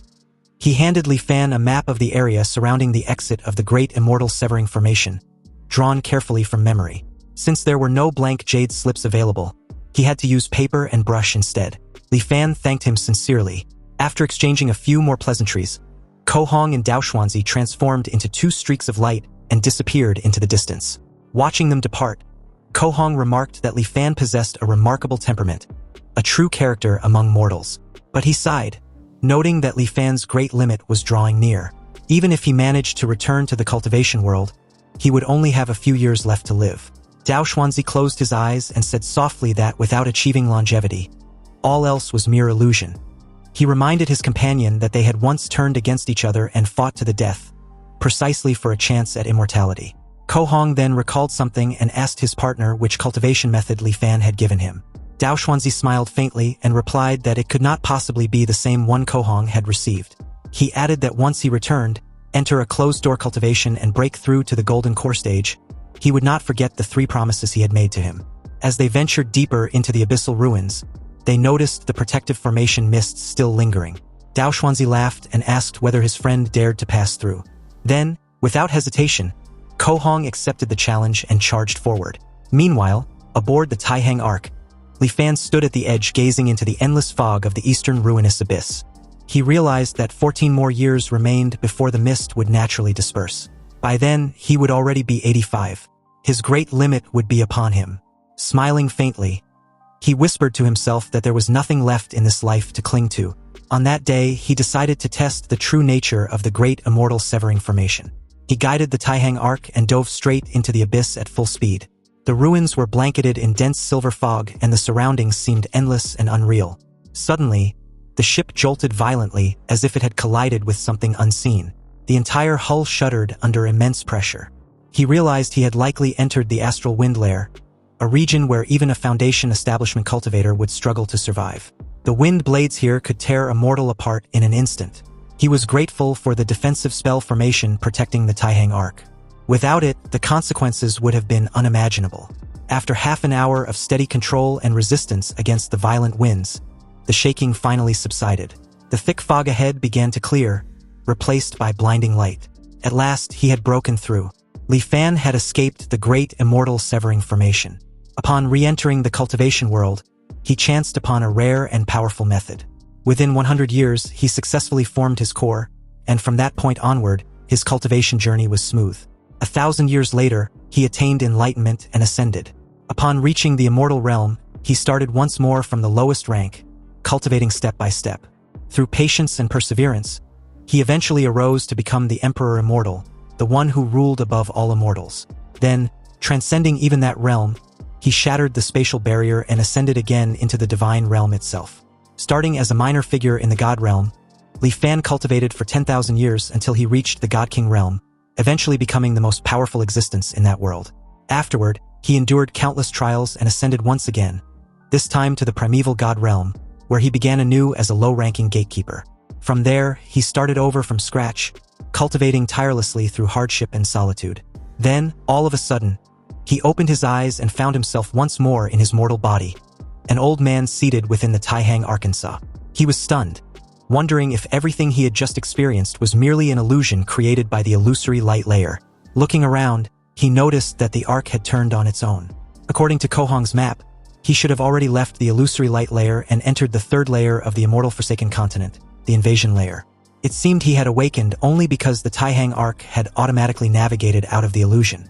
Realizing this, Li Fan reasoned that he must have lost consciousness while passing through the illusory light layer, yet the ark had continued traveling safely on its own. Perhaps he could allow the vessel to steer itself while he supplied the power for acceleration. An intuition flowed from the Taihang Ark into his mind, guiding him in the right direction. Trusting it, Li Fan increased the ark's speed, and soon he arrived at the 4th layer of the immortal Forsaken Continent, the flowing fire layer. Just as he expected, the ark's autonomous navigation was flawless. It seemed this ancient vessel, once designed for migrating mortals 1,000 years ago, had been equipped with a hidden mechanism allowing it to traverse the immortal Forsaken Continent automatically. Having witnessed its reliability, Li Fan chose not to interfere. He simply provided spiritual power and let the Taihang Ark fly on its own. It passed safely through one treacherous region after another, the flowing fire profound ice layer, the thunderstorm layer, and others each perilous. Yet the Ark always managed to avoid disaster by the narrowest margin. After a long and tense journey, he reached the final region, the darkness layer. According to Ko Hong, this layer was not particularly dangerous, merely an endless void of darkness. Yet Li Fan could not help feeling anxious. Once he passed through, the exit to the cultivation world would finally be before him, 6 lifetimes of reincarnation leading to this single moment. Suddenly, a colossal creature emerged from the darkness, a monstrous mouth as vast as a mountain, opening wide to swallow him whole. Just before it struck, Li Fan shouted to the dark void, truth returning, activating Huanjin. In that instant, a mechanical voice echoed in his mind, informing him that the simulation had ended. Eyes wide in horror, Li Fan nearly lost his shit, wondering what the hell that terrifying being was. Ko Hong and Dao Xuanzi had both passed through the great immortal severing formation safely without encountering such creature. He wondered if it was some sort of guardian that appeared only to mortals. It seemed the best course was to wait for the dense fog to disperse and for light to appear at the bottom of the abyssal ruins before attempting the journey again. Though he had failed at the final moment, the insights he had gained from this life far exceeded his expectations. Without hesitation, after choosing to retain the Taihong arc, he began once more, embarking on his 7th life. In the 4th anchor year, Li Fan led his most trusted subordinates to the sealed tomb of Chanhong. This time he came prepared. Using a special spray infused with immortal miasma, he slowly corroded the ancient defenses. Bit by bit, the protective power of the halting steel fragment weakened until it could no longer pierce through his armor. Moments later, the system discovered a rechargeable item, the halting steel fragment. Although damaged, it asked if Li Fan would like to recharge. Without hesitation, Li Fan accepted. Though the fragment had sustained some damage, the anchor charge progress increased by 25%. He calculated that if he could repeat this process 3 more times, he would unlock the 2nd anchor point. The remaining relics within the tomb no longer held any value to him. After ordering his men to reseal the burial site, he quietly departed. In the 5th anchor year, curiosity once again overcame caution. Despite his previous resolve to wait, he could not resist returning to the eastern abyssal ruins. This time he told himself he would only take a look and not descend. Yet as he approached, he noticed that the dense mist beginning to clear away. He stood there in silence, his heart pounding. At that moment, he thought that if he were to pilot the Taihang Arc now, he could likely travel smoothly all the way to the immortal realm. He had already waited this long. Must he truly wait another 15 years? His expression hardened. So what if the Huanjin system wasn't fully charged? How could he ever reach the Great Tao if he continued to act so timidly? Though anxiety crept into his chest, he steadied his resolve. He had already tested this path once in his previous life. As long as he avoids that unknown creature lurking in the darkness layer, he believed he could finally escape this immortal forsaken place. Just then, a dazzling golden light shined from the abyss ruins, and along with it, something deeply unsettling. As the golden light dissipates, the inscription, "The Path of Immortality was dead," appeared once more. Li Fan, finally back to his senses, wondered what just happened. Moments earlier, countless voices in his head were luring him into the abyssal ruins. If not for the light from the bottom of the abyssal ruins piercing through the great immortal severing formation, he would have been torn into pieces. Anyway, 15 years later, in his 20th anchor year, the truth returning finally finished charging. And with this confidence boost, Li Fan once again returned to the abyssal ruins. He piloted the Taihang Arc and reached the thunderstorm layer without any major incident. He stopped just above the darkness layer. Suddenly, a strong wind began to blow, and the frenzied thunderstorm, affected by this strange wind, started to weaken. Specks of light emerged from the darkness, and Li Fan used this precious light to search for the terrifying monster lurking in the dark. Unfortunately, he found nothing. Seeing that the light was about to disappear, he no longer hesitated and piloted the Taihang Arc at full speed, racing towards the bottom of the abyssal ruins. Then, out of nowhere, the monstrous mouth suddenly opened wide once again to swallow him whole. But this only proved his speculation to be correct. This behemoth holds great malice towards mortals. Perhaps its mission is to devour any mortal who comes near that place. Li Fan gritted his teeth and changed course, piloting the Taihang Arc upward. He narrowly escaped the jaws of death, quite literally, and made his way back to the frenzied thunderstorm layer, close at the edge of the darkness layer, only to realize that the monster had stopped chasing. The behemoth stopped right at the edge of the darkness layer, granting Li Fan the perfect opportunity to use the light from the thunderstorm layer to see what it really looks like. And oh boy, was it freaking enormous. It looked like a whale, only 1,000,000 times bigger. Li Fan wondered what the actual hell was that thing. This terrifying behemoth was so freakishly huge that the Taihang Arc should be nothing but a speck of dust in front of its eyes. Yet every time he passed through the dark void, it manages to find him. Even though Li Fan was a bit disheartened, he clenched his teeth in frustration and could only try other methods. Fortunately, he had plenty of chances to do just that. And just like that, over the next 15 years, Li Fan tried to force his way through the darkness layer countless times. But during this time, The time it took for the giant whale to find him after he entered the darkness layer greatly decreased. So, left with no choice, he could only return in defeat after a brief struggle with the giant whale. In his 35th anchor year, at the edge of the thunderstorm layer, Li Fan noticed that only on the day the white mist recedes does the giant whale seem to be delayed by something, discovering him only after a while. With this extra bit of time, he believed perhaps he could fly to the bottom of the abyssal ruins. This time, he decided to go all out and charge straight through at the fastest possible speed to cross the darkness layer before the giant whale could react. He managed to plunge through for the longest time and even saw an illusory scene which appeared below, getting closer and closer. But the giant whale's terrifying cry rang out once again, and along with it, its freakishly wide-opened mouth. Then it was too late. Activating the Huanjin system, he was informed that the simulation had ended. Returning to the virtual simulation space, Li Fan forgo the selection and accelerate the charging progress. He noticed that the upper limit of his psychological age didn't increase. It seems he had already reached the limit, so it wasn't increasing anymore. With a determined look, he lets out a heavy sigh, already aware that he had 748 years to squander. On his 8th lifetime, in the 4th anchor year, he opened Shenhong's tomb once more and accepted the recharged prompt.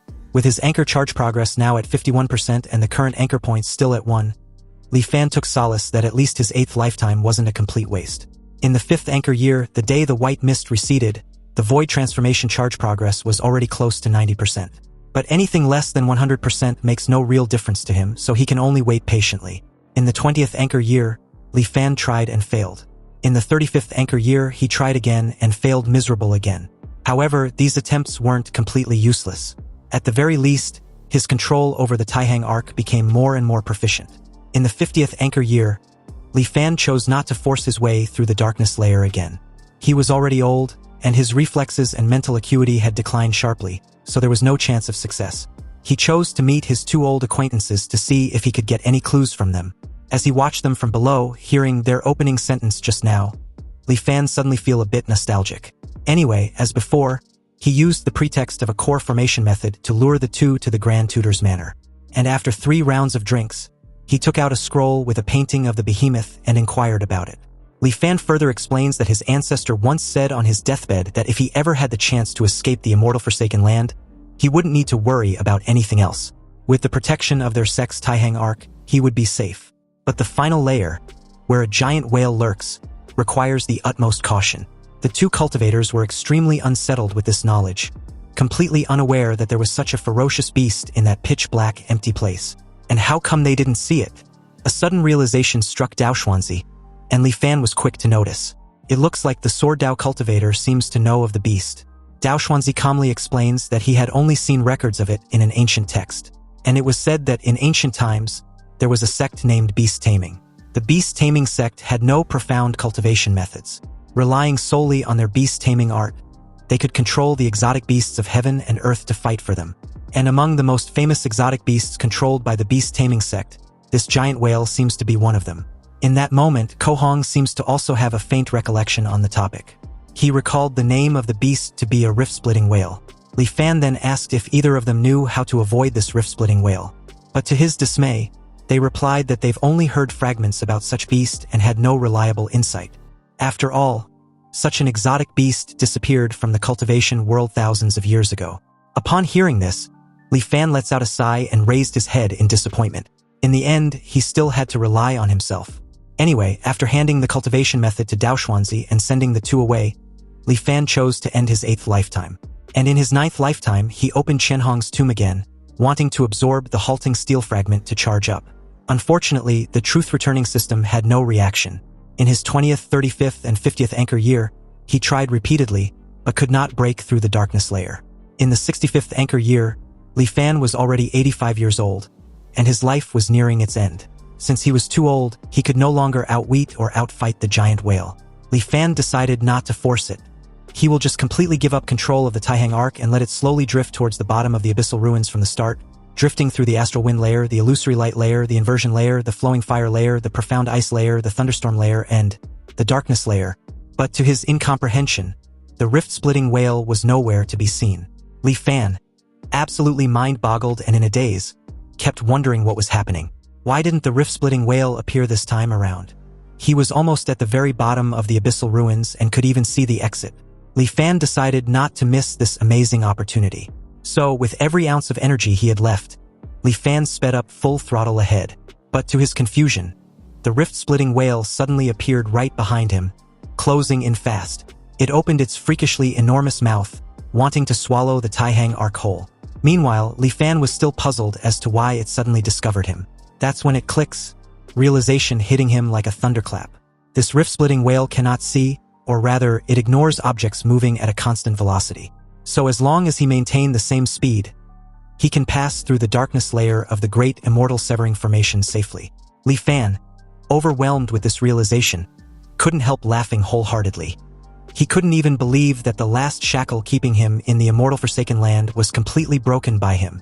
Anyway, back to the rift-splitting whale, it eventually closed its mouth but missed the Taihang arc spectacularly. And amidst Li Fan's wild laughter and the giant whale's roar, the Taihang arc broke through the rift between the two realms and headed straight for the cultivation world. But in that very moment, Li Fan's surroundings blurred, and it was as if he had instantly crossed the distance of several worlds.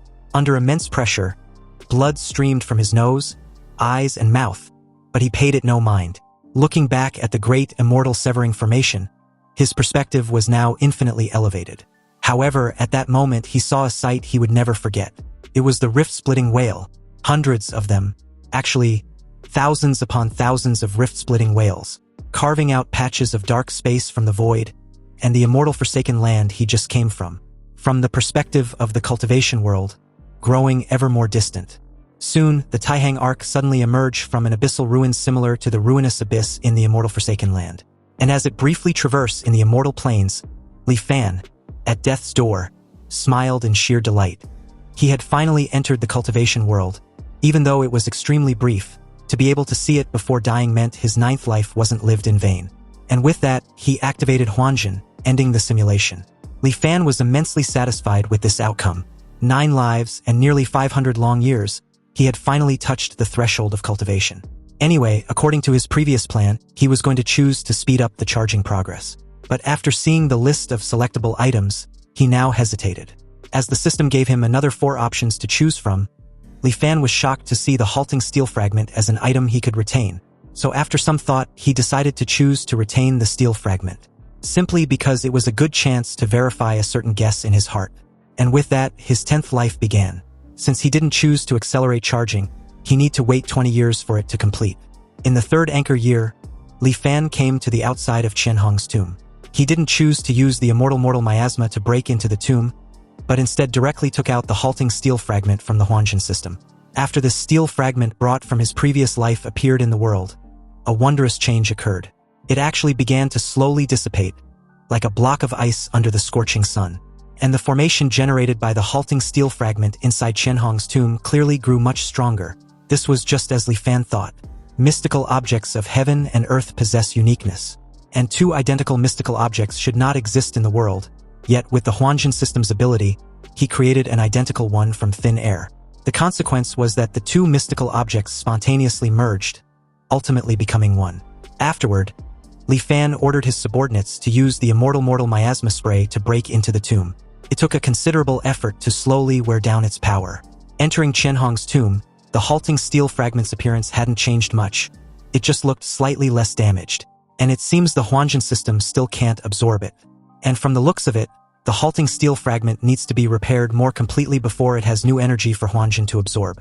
Li Fan then stored this strengthened version of the halting steel fragment in the Taihang boat, as part of his belongings for the future trip to the cultivation world.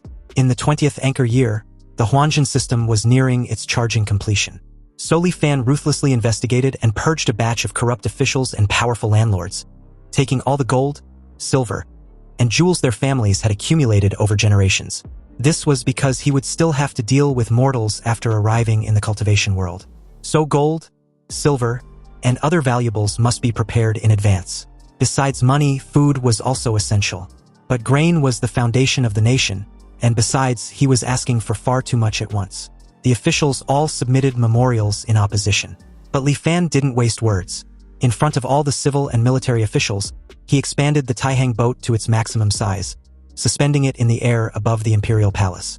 After the common people saw this, they all knelt and kowtowed. And when the civil and military officials in the court saw such immortal methods, they all changed their attitudes. They proactively and diligently helped him prepare the grain. With the officials' proactive help, plus the execution of a batch of profiteering merchants, the Taiyan boat was finally stuffed full. All preparations were made. Li Fan had no more ties to the mortal world. Piloting the Taiyan boat, he once again came to the skies above the ruinous abyss. He relaxed his mind and let the Taiyan boat autopilot at a constant speed. It only took a few hours, but in his eyes, it felt even longer than the hundreds of years he had experienced before. The tearing sensation of crossing between two worlds washed over him. But this time around, he gradually adapted to it. After a long wait, he finally passed through the immortal extinction Great Formation and arrived in the cultivation world. However, after getting a clear look at the surrounding scenery, he was a bit dumbfounded. He wondered what was going on. Why was the place he emerged from completely different this time around? He couldn't even find the location of a sea on Kohong's map either. But since he can only take it one step at a time, Li Fan dropped the issue. He wondered if he could find an inhabited place before the spirit stones in the Taihang boat run out. On the vast sea, he randomly picked a direction and piloted the Taihang boat, flying while searching everywhere for traces of cities. The sea was truly vast and boundless, and he flew for 7 days and 7 nights without seeing any sign of human habitation. After another 10+ days like this, the Taihang boat's speed grew slower and slower as it was about to run out of power. Fortunately, just at this desperate moment, the faint shadow of a ship finally appeared on the sea in the distance. When Li Fan looked at the ship with his telescope, he was speechless. It was an actual ship, but in the process of sinking. It seemed to have been attacked because there was a large hole in the hull, and 2/3 of it was already submerged. In the water around the ship, dozens of people were struggling, clearly the ship's crew and passengers. At that moment, one of the passengers assured the rest not to be afraid. They should just hold on a little longer. He had already sent a signal to an immortal master, and he would soon be there to save them. Hearing of an immortal master, Li Fan's heart skipped a beat, and he quickly devised a plan. He put away the Taihang boat, jumped into the sea, and quietly swam toward their direction. He then silently blended into the crowd, also pretending to be on his last breath, barely struggling to survive. When the immortal master arrived, hovering just above them, he seemed to have used some sort of magic art. His clothes and face were as if behind a layer of gauze, impossible to see clearly. Li Fan joined the desperate crowd, begging to be saved. But this was creating so much noise that the immortal master couldn't tolerate. In that moment, the surroundings instantly fell silent. Li Fan was stunned to also find out that he couldn't make a sound. Then, with a casual flick of a finger, the ship, which was already mostly submerged, got lifted out of the water, and the large hole in its hull was actually repaired in an instant. The immortal master then waved his hand, and everyone, including Li Fan, was hurled back into the ship by an invisible force. He then asked for the person responsible for the signal transmission. The passenger in question, Su Changyu, bowed and replied that it was him, referring to himself as a lowly one. The immortal master then asked Su Changyu if he understood the rules. After they get to the place, what happens has nothing to do with him. He had never seen any of them, and he didn't know who any of them were. Su Changyu respectfully replied that he understands. The immortal master said nothing more and simply waved his hand for the second time. Then, very abruptly, the ship began to move quickly in a certain direction. Although Li Fan was amazed, he didn't know what magic art the immortal master used, and the Huanjin system didn't pick up on anything. The immortal master stood at the bow, not saying a word, and everyone on the ship once again fell into a strange silence. More than half a day passed like this. Then, after dark, a faint flickering light was finally visible in the distance. It was an island that looked quite prosperous. Hundreds of large ships were docked at the island's harbor, and it was truly a magnificent sight. However, the ship Li Fan was on did not head toward the harbor. Instead, it went halfway around the island, coming to a sparsely populated area on the back. The ship quietly followed a waterway into a natural karst cave, and after traveling through the narrow cave for a while, the ship finally stopped. After the ship stabilized, several burly men in black came aboard to meet it. The men in black acted as if they didn't even see the immortal master, simply herding everyone on the ship to disembark. They then brought everyone to a spacious hall. One of them announced that everyone would rest there for the night. There was plenty of food in the hall, and they may take as they wish. After giving these instructions, the men in black turned and left. Amidst the crowd, a young guy complained about their rotten luck to actually run into a sea monster. There were nearly 100 of them when they set out, but now less than half have survived. Another chimed in, adding that he didn't know what his father was thinking, insisting on sending him to this great world to cultivate. But if anyone was to ask him, how can cultivating be as fun as listening to music? The young guy agreed, informing the rest that back in his homeland, he was the son of the Prince of Jinan. What riches and glory couldn't he enjoy? And what's so good about this godforsaken place? But Su Changyu suddenly questioned them what the point was for complaining now. After all, which family among them didn't pay a huge price to send them all there? Instead of complaining, they might as well cultivate patiently. If they can really become an immortal master, not only will they have hope for long life, they would also have a chance to return to their homeland and possibly bring their family out of their mortal shackles. Li Fan was quick to realize that everyone there was just like him. Mortals exiled from a land of immortal extinction. But it's just that, in the land of immortal extinction they came from, the existence of the cultivation world doesn't seem to be a secret. And they had already developed a mature smuggling route. In that moment, someone claps Li Fan's shoulder, unsettling him. This big guy wanted to know what official post Li Fan held in Dali because he looks a bit unfamiliar. Or perhaps he was a wealthy merchant from one of the provinces. Suddenly, Li Fan's expression turned dark, and the very second he turned in the big guy's direction, he slapped his hand away, bruising it in the process. The fatty, sensing the bone-chilling aura radiating off Li Fan, apologized and backed the fuck off like a terrified chicken. Just a stare from this person had scared him to death, and he felt like Li Fan was giving off an aura of a person who had been in a high position for years, which was indeed the case. Li Fan was no simple character. The next day, at dawn, a middle-aged man came to the spacious hall and announced that he would soon take them to get their household registration. Once they have it, they would officially become members of Liuli Island. But they must remember not to say what should not be said. Otherwise, he cannot guarantee their safety. They were all residents of the western Dayu Island, and their island was destroyed by a windstorm, which was why they fled to Liuli Island as refugees. He then informed them that they were free to ask questions if they have any. But seeing as no one dared to ask any question, the middle-aged man instructed them to change into tattered clothes. Afterward, under the lead of the middle-aged man and the watch of 4 or 5 men in black, they followed a hidden passage out of the karst cave and came to the surface. Their group of several dozen people was not small, but most of the island's residents merely gave them a casual glance before paying no more attention, clearly accustomed to such sights. After twisting and turning through the city's residential area for God knows how long, they eventually arrived before a manor. And not long after, the young servant at the gate went inside to announce their arrival and returned. Then, leading them through a side door on the left and into a large hall, 2 or 3 other groups, totaling over 100 people, were already gathered in the large hall. Soon it was their turn. The middle-aged man, Sun Zhang, respectfully greeted Steward Zhao, one of the Lord's aide overseeing this occasion. Steward Zhao calmly asked Sun Zhang if the group he brought were all the refugees to be registered. After receiving a confirmation reply, he then asked if they were either rich or noble. Sun Zhang smiled and took something from the breast pocket of his robe, then replied that they were all wealthy families on Dayu Island. He presented the treasure to Steward Zhao, and added that it was unfortunate all their wealth and glory vanished like a bubble without the protection of an immortal master when the disaster struck. Now, they can only travel thousands of miles to seek refuge on their Liuli Island. Apparently, a windstorm raged a few days ago, and even their Liuli Island was affected. But the western islands suffered even heavier losses. It was said that over 200 islands were razed to the ground, and countless mortals perished at sea. Fortunately, the immortal masters were merciful and ordered them to rescue the refugees. Steward Zhao stated that it was a good thing that Sun Zhang's Tianbao Lu was so dedicated, but he should rest assured he would report this truthfully to the island lord. And when the immortal master's rewards are handed down, Sun Zhang would surely get his share. Afterward, Steward Zhao began processing the registration procedures for everyone. Before long, it was Li Fan's turn. When Steward Zhao looked up at Li Fan's demeanor and composure, he instinctively felt an aura of an important person. He calmly asked Li Fan for his name, and upon reply, inscribed it on a blank paper talisman before handing over. Steward Zhao then instructed Li Fan to place a drop of his blood on it. Li Fan bit his thumb and did as he was instructed. Steward Zhao informed Li Fan to keep this spirit talisman safe, because from that point forth it will be his proof of identity.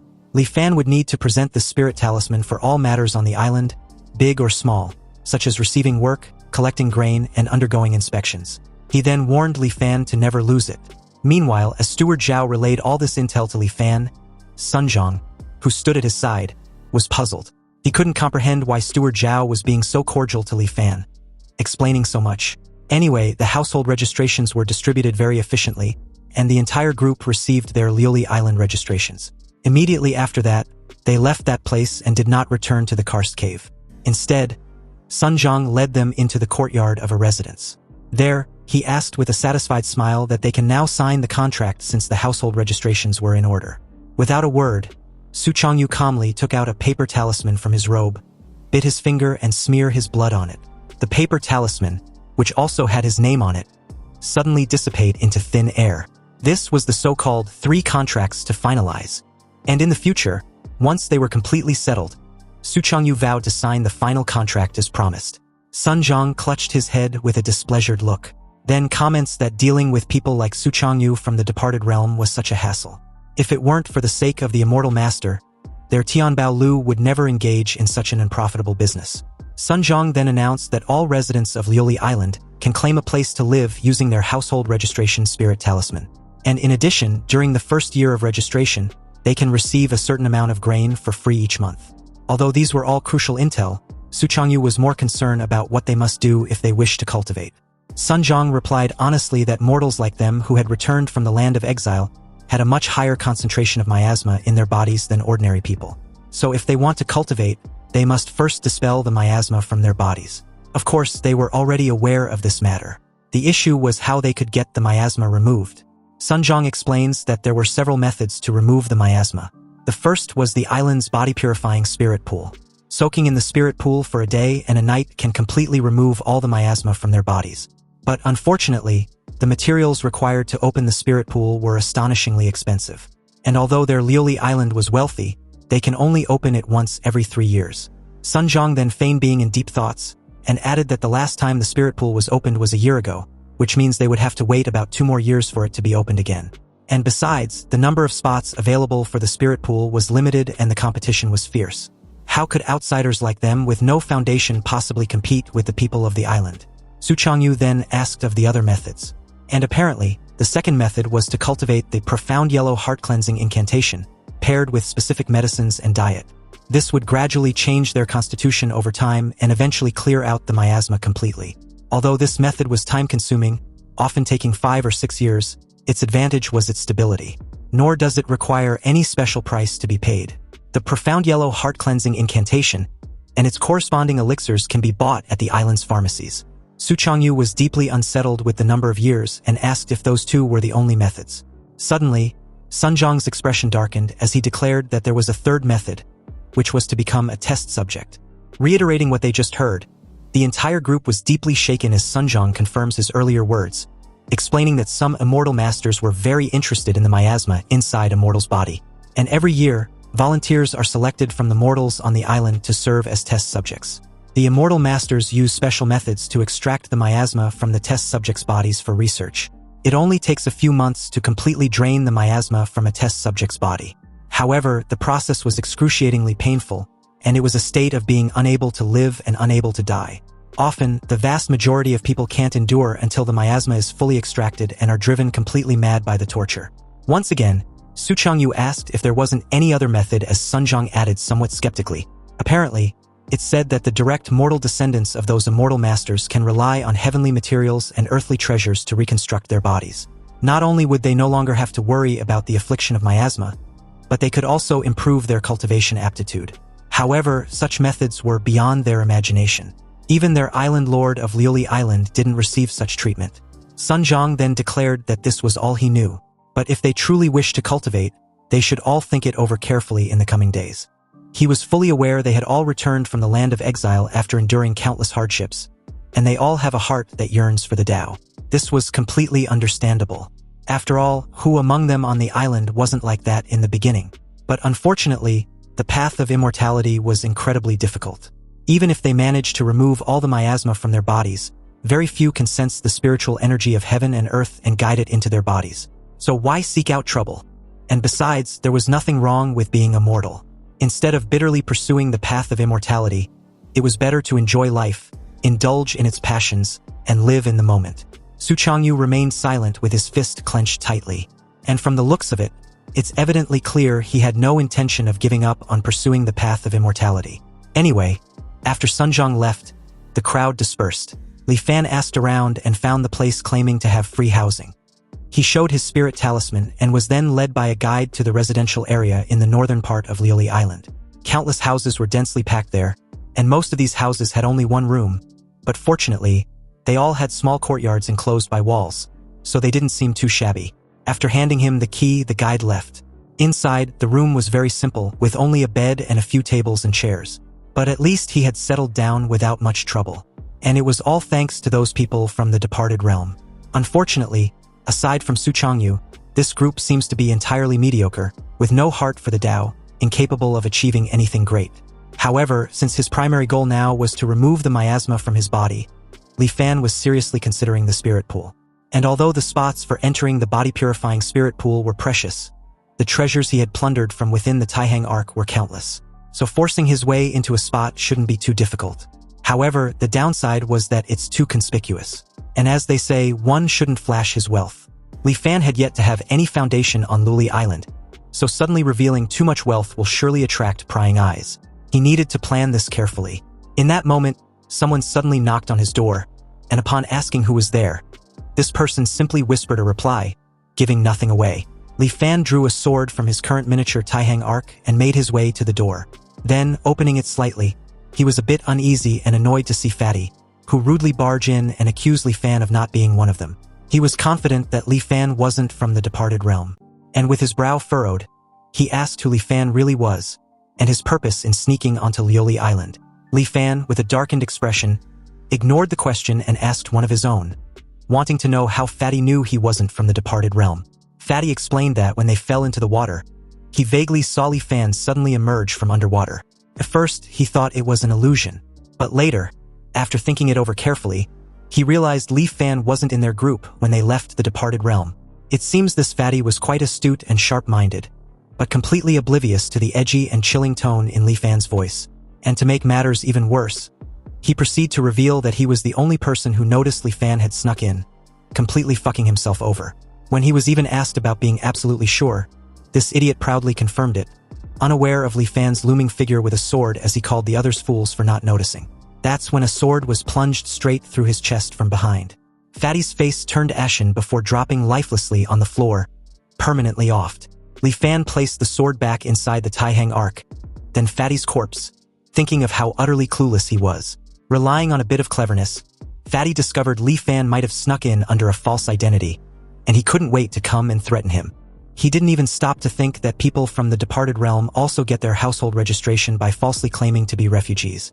Now that Fatty had a Lioli Island household registration, he really thought of himself as a native. Anyway, that immortal master whose face was unclear, the one who came to meet them, and Sunjong's Tianbao Lu, they all acted very cautiously, afraid of being found out. Clearly, the identity of being immortal from the land of exile was something that must be kept secret. So the Tianbao Lu and that group from the departed realm wouldn't dare to investigate this with great fanfare. Even if they investigate and find out Fatty came to see him before he disappeared, as long as Li Fan insists he never saw him, they can't do anything to him because not even a body can be found. Li Fan thoroughly cleaned away Fatty's blood, then discarded the evidence in the Taihang Arc. A few days passed, and just as Li Fan expected, aside from Su Changyu who came to ask him a single question, Fatty's mysterious disappearance didn't attract anyone else's attention. During these past few days, he had been inquiring about various matters on the island while planning how to reasonably use the treasures from the Taihang Arc. Gradually, he came to have a general understanding of this Lioli Island where he was at present. This sea region was called the Zongyun Sea. It was vast and boundless, with tens of thousands of islands scattered across it. Lioli Island was located in the south-central part of the Zongyun Sea and was of medium size. It was named Lioli Island because the surrounding waters were abundant with a type of delicious fleshy fish called the Lioli fish. These Lioli fishes were very popular among mortals, and certain elixirs refined by immortal masters also used the Lioli pearls which occasionally form inside their bodies. Therefore, the immortal master presiding over Lioli Island must collect a certain number of Lioli pearls each year. Going out to sea to catch Lioli fish was the most popular job, and one only need to turn over 70% of the catch, and keep the remaining 30% to sell. But unfortunately, going out to sea requires large boats, and the schools of Lioli fish were unpredictable. Finding the schools requires a special spirit lure from the island. The spirit lure was only distributed by the Lioli Manor when going out to sea and was collected upon return. Private fishing was not allowed. If caught, the penalty was immediate execution. Therefore, Fishing for lioli fish can only be done with permission from the lioli manor. A few days ago, a fleet that went out to sea not only returned with a great haul of lioli fish but also encountered a shipwreck. This shipwreck was carrying over a dozen chests of gold, silver, and jewels. This time, the fleet lucked out completely. Regarding the items salvaged from the shipwreck, the island's rules were the same as for the lioli fish, so they could keep 30% for themselves, and the remaining 70% must be handed over to the authorities. When this fleet returned to port, half of the island was in an uproar. Even the island's financial supervisor, Steward Chin, came to inspect it personally. Many people on the island began to pull strings privately, trying to secure a spot for the next sea voyage. So with this intel, Li Fan deduced that as long as he can go out to sea alone, he can launder the treasures from the Taihang Ark through a shipwreck. But the only difficulty was how to obtain the qualification to go out to sea alone. There were too many people on the island who want to join the fleet. So after some casual inquiries, he learned the means to do so. Apparently, the key was the island lord of Lioli Island who had 3 trusted aides: Steward Zhao, Steward Zhou, and Steward Qin. Steward Zhao was in charge of personnel, Steward Qin was in charge of finances, and Steward Zhou was in charge of security. But the vast majority of spots for the fleet's sea voyages were in Steward Qin's hands. Steward Zhao and Steward Zhou have always wanted to get involved, but Steward Qin has maintained tight control, only allocating 1 or 2 fleets to them. Li Fan suddenly remembered the day of the registration and how Steward Zhao's attitude towards him was different from the others. And although he didn't know the reason why, he reasoned that perhaps he should go see him. But Steward Zhao wasn't someone the current Li Fan could see just because he wanted to. So Li Fan decided to go through Sunjong of the Heavenly Treasure Tower. However, at the entrance, he was given the cold shoulder and ordered to leave immediately due to his status. The guard, firm with his words, wanted to know who Li Fan was to want to see Sunjong. Li Fan, accustomed to such treatment in the immortal Forsaken Land, wasn't deterred at all. But what really bugged him was how the guards made the decision without even asking for instructions, as if they already knew who he was. After all, since the Heavenly Treasure Tower was open for business, where was the logic in driving people away without even seeing them? Li Fan wondered if something had happened, changing the tacit cooperation between Sunjong and the people from the departed realm, which inadvertently caused Sunjong to turn hostile and ignore him by association. So after some inquiries, he found out what happened from the son of the Prince of Jinnan. Apparently, it turns out that in order to get rid of the miasma in his body as soon as possible, Su Changyu resolutely chose to become a test subject. And before leaving, he also signed his name on the 3rd remaining contract. With that, the 3 contracts were completed, and the contract document had completely dissipated. There were no longer any ties between the departed realm and Tianbao Lu. At this point, it's no wonder they suddenly turned hostile and deliberately avoided them. Li Fan just didn't expect Su Changyu to be so decisive. The young guy had advised Su Changyu not to be so hasty, but he wouldn't even listen, because apparently he had a terminally ill sister. And if it weren't to save her, he wouldn't have been so desperate. Li Fan, in deep thoughts, tried to think of another strategy. Although Sunjong chose to avoid him, he wasn't going to give up that easily. Judging by how he couldn't help but comfort Su Changyu that day, Li Fan reasoned that Sunjong was at least not a wicked man. And the reason he kept a cold face before was probably just that he didn't want to be too involved with mortals from the immortal Forsaken Land. After all, compared to strangers, he also preferred dealing with people whose background he knew a little about. So he returned once more and waited patiently in front of the Heavenly Treasure Tower. But upon seeing Li Fan, the guards were annoyed as they questioned if he was looking for death. Li Fan deliberately raised his voice just to pique the interest of the crowd, and explained that he came to do business with the Heavenly Treasure Tower, but it seems the guards want to drive him away without even talking. He then asked the panicked guard if this was how the Heavenly Treasure Towers treats guests. The immediate chorus of murmurs among the gathered crowd forced the guard's hand, so he rushed inside to relay Li Fan's message, and after returning with instructions, he quietly led Li Fan inside. Li Fan patiently took a seat in a guest room, and was served a cup of tea by a maid. Taking a sip, his expression suddenly changed to sheer delight after having a taste. But in that very moment, Sunjong walked in and mentioned that the tea was a Dayu's pale dragon. It grows on the submarine volcanic craters around Dayu Island, and there were only a dozen or so plants.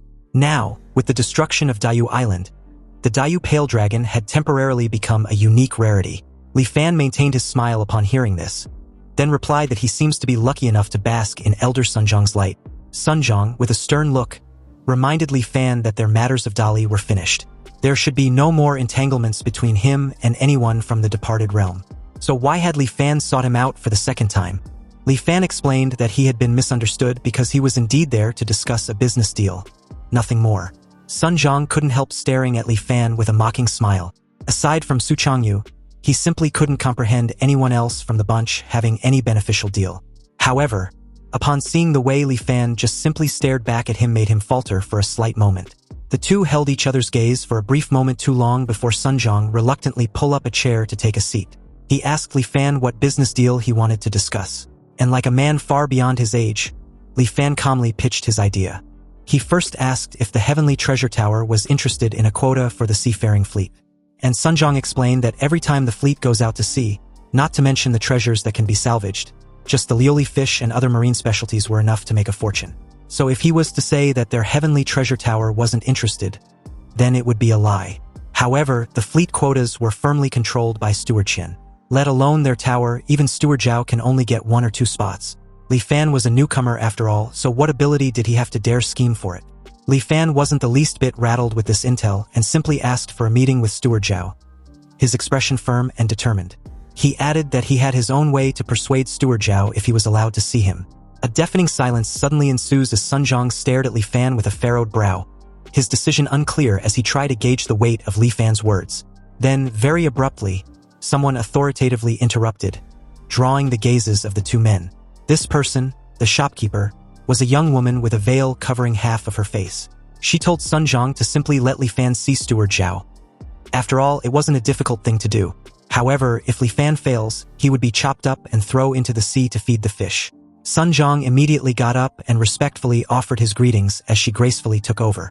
Li Fan spared no time offering his sincere gratitude, thanking her for the opportunity. But the shopkeeper simply brushed it off, almost amused.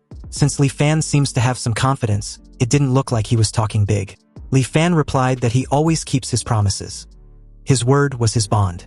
Anyway, granting an audience with Steward Zhao was no skin off her back.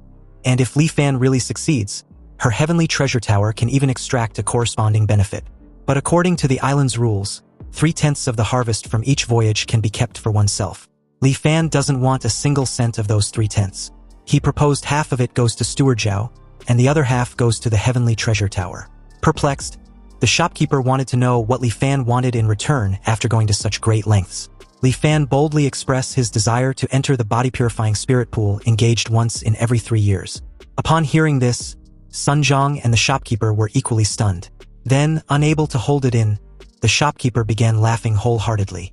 She couldn't believe that Li Fan, at his age, still wanted to learn from others to cultivate immortality. Li Fan remained silent and unbothered as she laughed to her heart content, before adding that only by seeking eternal life will he have no regret even if he dies. The sincerity in his words seemed to shut her laughter up real quick, a slight contemptuous smile suddenly forming on her lips. She then agrees to help Li Fan with this matter. With everything settled, the shopkeeper informed Li Fan to wait until a date was set. Then she would send someone to notify him.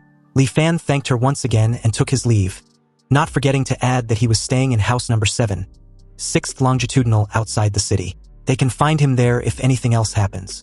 The moment he was out of earshot, Sun Zhang questioned the shopkeeper about that spot in the body-purifying spirit pool. And she calmly replied that although the competition for spots in the body-purifying spirit pool was fierce every year, her Heavenly Treasure Tower wasn't without the strength to compete. If Li Fan can truly secure a seafaring fleet, then in just 5 years, the profits brought by the fleet would be enough to cover the cost of a spot. This business is a sure win with no loss. However, Sun Zhang immediately asked her what the matter was after her abrupt unease. And the shopkeeper could only explain that Li Fan's eyes looked quite scary, leaving Sun Zhang speechless. Anyway, on the way back, Li Fan stopped by a pharmacy and bought the profound yellow heart-cleansing incantation and the matching medicinal herbs. Even if everything goes smoothly, it will still be 2 years before the body-purifying spirit pool opens. So he might as well try cultivating it first to see the effects. Perhaps he might have amazing natural talent and can purge the miasma from his body himself without needing to wait for 2 years. For the next few days, Li Fan stayed at home, cultivated diligently, and waited for the indefinite meeting with Steward Zhao. But who would have thought that before Li Fan even meets Steward Zhao, he would hear a rather shocking piece of news. Su Changyu died, and when his corpse was sent back, only a twisted mass of flesh and blood remained. It didn't look human at all, and was truly terrifying. The flesh and blood would even twitch inexplicably, making one's scalp numb. And on top of that, The people from the departed realm were newcomers and couldn't even scrape together enough money to buy a grave plot. They originally planned to bury him at sea, but Li Fan couldn't stand watching that. So he took out some money to let Su Changyu rest in peace in the earth.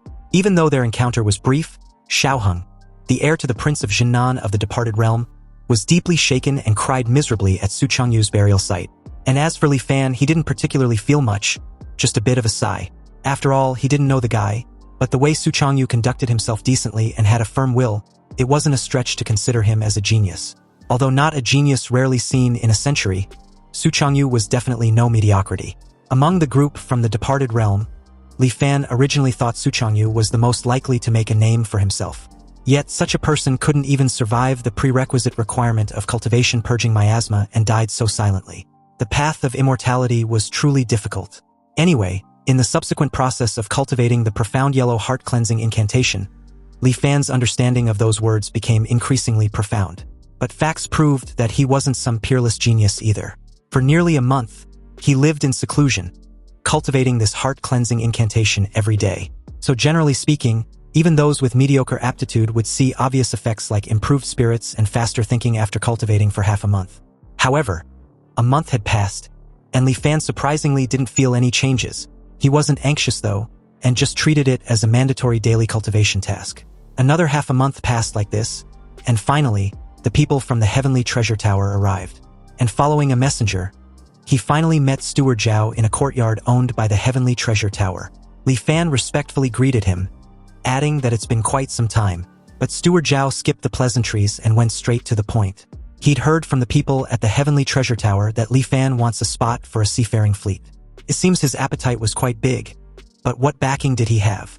Li Fan couldn't agree more, and although he didn't reveal any backing, he knew a fleet going out to sea seeks nothing but profit. So he was curious about Steward Zhao's thoughts on the profit for catching the lily fish compared to retrieving treasures directly from sunken ships on the ocean floor. Salvaging treasures were worth several regular fishing trips. But the issue was how could one encounter such a good thing every time? Steward Zhao had been on this island for over a dozen years, and from his memory, there had only been a few scant times with major harvests. But Li Fan confidently declared that if he were to command a fleet, he can guarantee that every time they go out to sea, they will bring back a certain amount of treasure.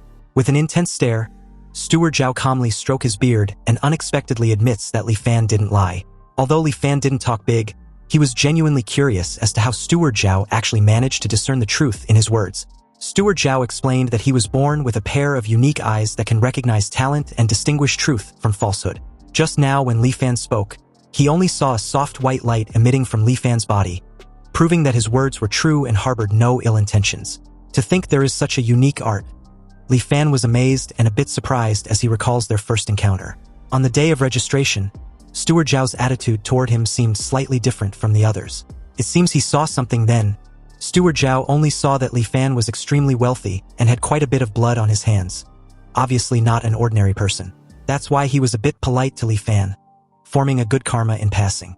In that case, on the day of the registration, Steward Zhao must have also realized that Sunjong from the Heavenly Treasure Tower wasn't speaking the truth. However, whether what Sunjong said back then was the truth or a lie, with an immortal master presiding over the island, they weren't afraid of trouble. As long as a person minded his own business, nothing will happen to him. And besides, gathering refugees was also the immortal master's order. So if Sunjong can bring so many refugees to his Liuli island, how could he make things difficult for him? Anyway, with this intel, Li Fan was wondering if Steward Zhao could consider the matter of the seafaring spot since he could see that he wasn't speaking falsely. Steward Zhao took a seat and replied calmly, pointing out the obvious. Li Fan was a newcomer with no foundation, so if he rashly hand a fleet over to him, it will certainly cause much dissatisfaction. He rather proposed Li Fan goes with the fleet the next time they head to sea. If he really can salvage treasure every time he goes out, then in just a few trips the crew will surely be convinced through his abilities. At that time, Li Fan can take over the fleet justifiably. Li Fan thanked Steward Zhao, and also complimented his thorough way of thinking. Back at the Heavenly Treasure Tower, the shopkeeper was absolutely shocked and bewildered to hear that Li Fan actually managed to convince Steward Zhao so easily. With a confirmation from Sunjong, the shopkeeper was now totally convinced Li Fan wasn't talking big, and indeed had the confidence to secure the fleet. At the same time, Sunjong also began to wonder what backing Li Fan actually had. The shopkeeper then instructed Sunjong to send Li Fan the title deed for the vacant courtyard on East Street in the city. This absolutely stunned Sunjong, who couldn't comprehend what he just heard. They spent a fortune to acquire that courtyard, preparing to use it to bribe Steward Shin. How can they just let Li Fan have it so cheaply? And even if they were to give it to him, they should wait until he helps them secure the fleet first. The shopkeeper, firm with her decision, instructed Sunjong to just do as he's told. If they really wait until then, a mere small courtyard won't be enough to befriend Li Fan. Sunjong sent someone to deliver the title deed to Li Fan, and Li Fan naturally didn't refuse the gift. Since he didn't have much to pack, he moved into the courtyard house on East Street that very day. Compared to the slums outside the city, the environment of this courtyard was more than just a little better. Afterwards, he politely declined the few maids sent by the Heavenly Treasure Tower. He settled down there quietly, waiting for the next time the fleet would set sail. Originally, Li Fan thought it wouldn't take long, but who knew an unforeseen event would push the date of the departure into the indefinite future. A massive windstorm hit Lioli Island, destroying everything in its immediate surroundings. It was so destructive that Li Fan could feel the tremors inside his new home all the way in the city. Alarmed by this disaster, he rushed outside to his courtyard, only to be startled seeing several strong storms just behind what appears to be some sort of a formation. And just outside the formation, the destructive power of the raging windstorm with little to no rain or snow was evident to see. Unlike Dayu Island, which got wrecked by a similar windstorm not long ago, Lioli Island is fortunate to have an immortal master who informed the islanders that the Grand Protective Formation had been activated, so there was no need to panic. They should simply hide inside their homes and not come out until everything quieted down. The residents of Lioli Island began praising and practically worshipping the immortal master as a merciful being. Back to Li Fan, who kept staring at the formation silently and filing anything he could learn from this experience, noticed that the blue light of the island's protection Grand Formation flows and turns, and the faintly emerging characters also look exceptionally profound and mysterious.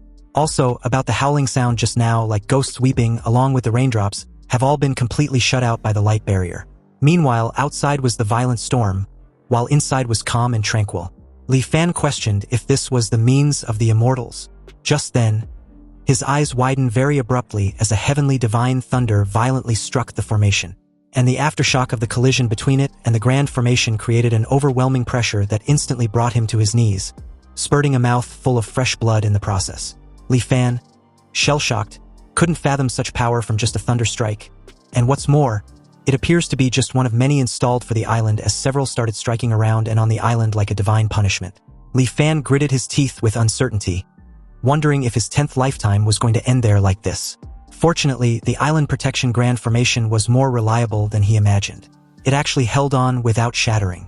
And just like that, time passed slowly, and although he didn't know how long, the great waves finally began to calm down, and it was only calming down, that's all. The windstorm came quickly but left slowly, and amidst the wind and rain, it was hard to distinguish day from night. Li Fan felt that a full 2 or 3 days had passed before the windstorm finally receded. He also heard from the islanders that the windstorm was actually on a relatively small scale. The windstorm 15 years ago was several times more powerful than this one. At that time, the Island Protection Grand Formation could barely maintain itself and was forced to shrink its protective range. After that windstorm, Lioli Island's area was reduced to only 1/3 of its original size. And in the dozen years following that windstorm, Lioli Island gathered refugees from all over, and only then did it slowly recover its vitality. Li Fan was still reeling about the windstorm as he stared at the shady clouded sky, never imagining that the might of heaven and earth was terrifying to this extent. Anyway, a few days after the windstorm, all residents on Lioli Island received instructions, requiring every household to inspect whether the Island Protection Grand Formation had any damage. The method of inspection was simple. The Lioli Manor would distribute a spirit talisman, and one only needed to hang the spirit talisman in their home for a few days and nights, then observed if any red light would emerge. The Island Protection Grand Formation had 367,800 nodes, so they must ensure that there are no abnormalities in any of them. Under the will of the Immortal Master, and also out of consideration for their own safety, everything on Lioli Island was paused to prioritize the maintenance of the Island Protection Grand Formation.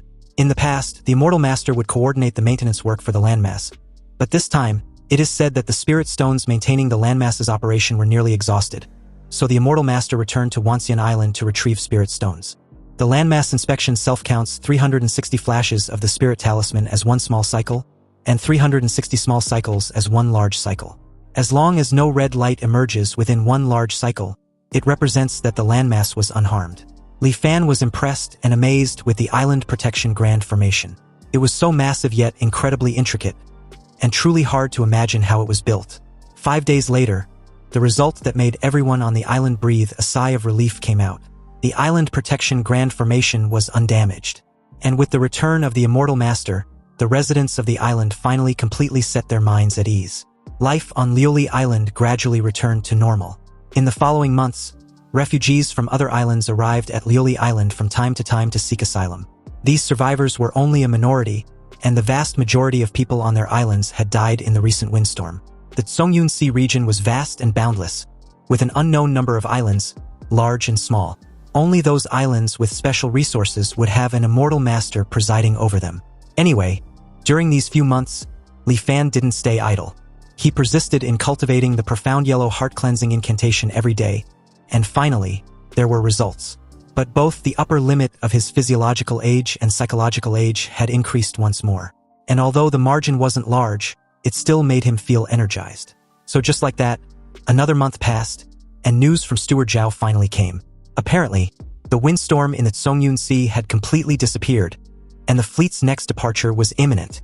3 days later, on Lioli Island's pier, Li Fan met up with Tseongyun that Steward Zhao told him to come to, and after a few exchange, he boarded the ship. Meanwhile, on board, some of the crew members wondered what kind of madness had seized the island lord to organize this sort of assessment.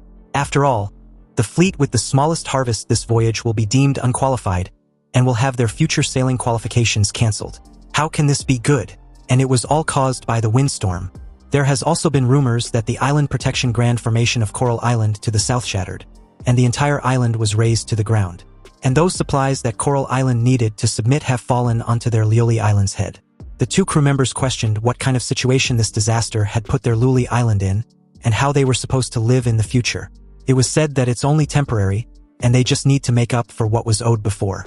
The boss of the crew, Zhang Haobo, yells at the two for their cowardly behavior. Why don't they look on the bright side?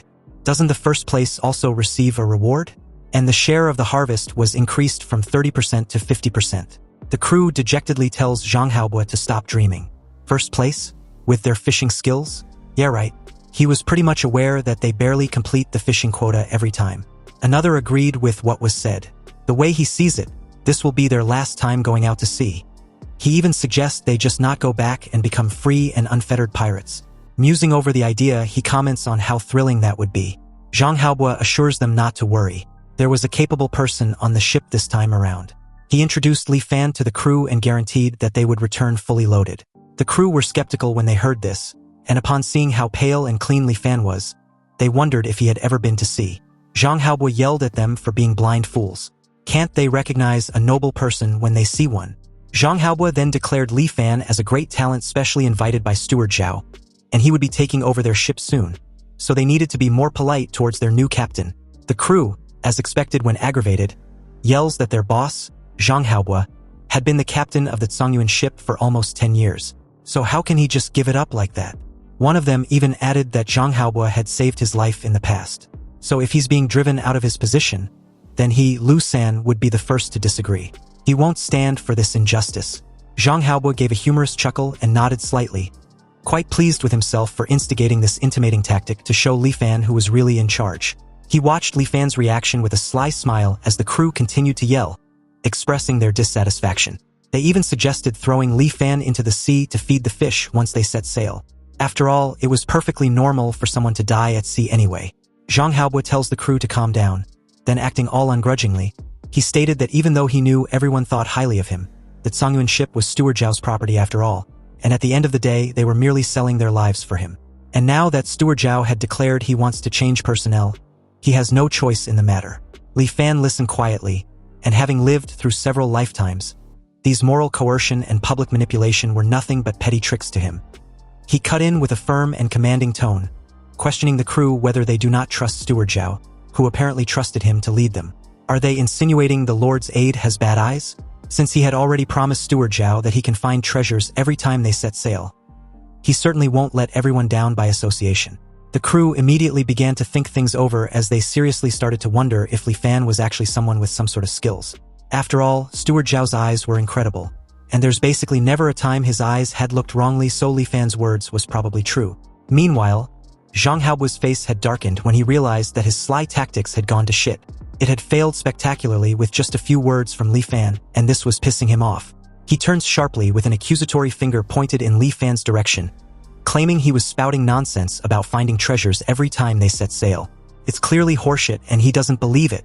Zhang Haobu believes Li Fan had obviously used connections to snatch his position as captain. Did he take him for a fool?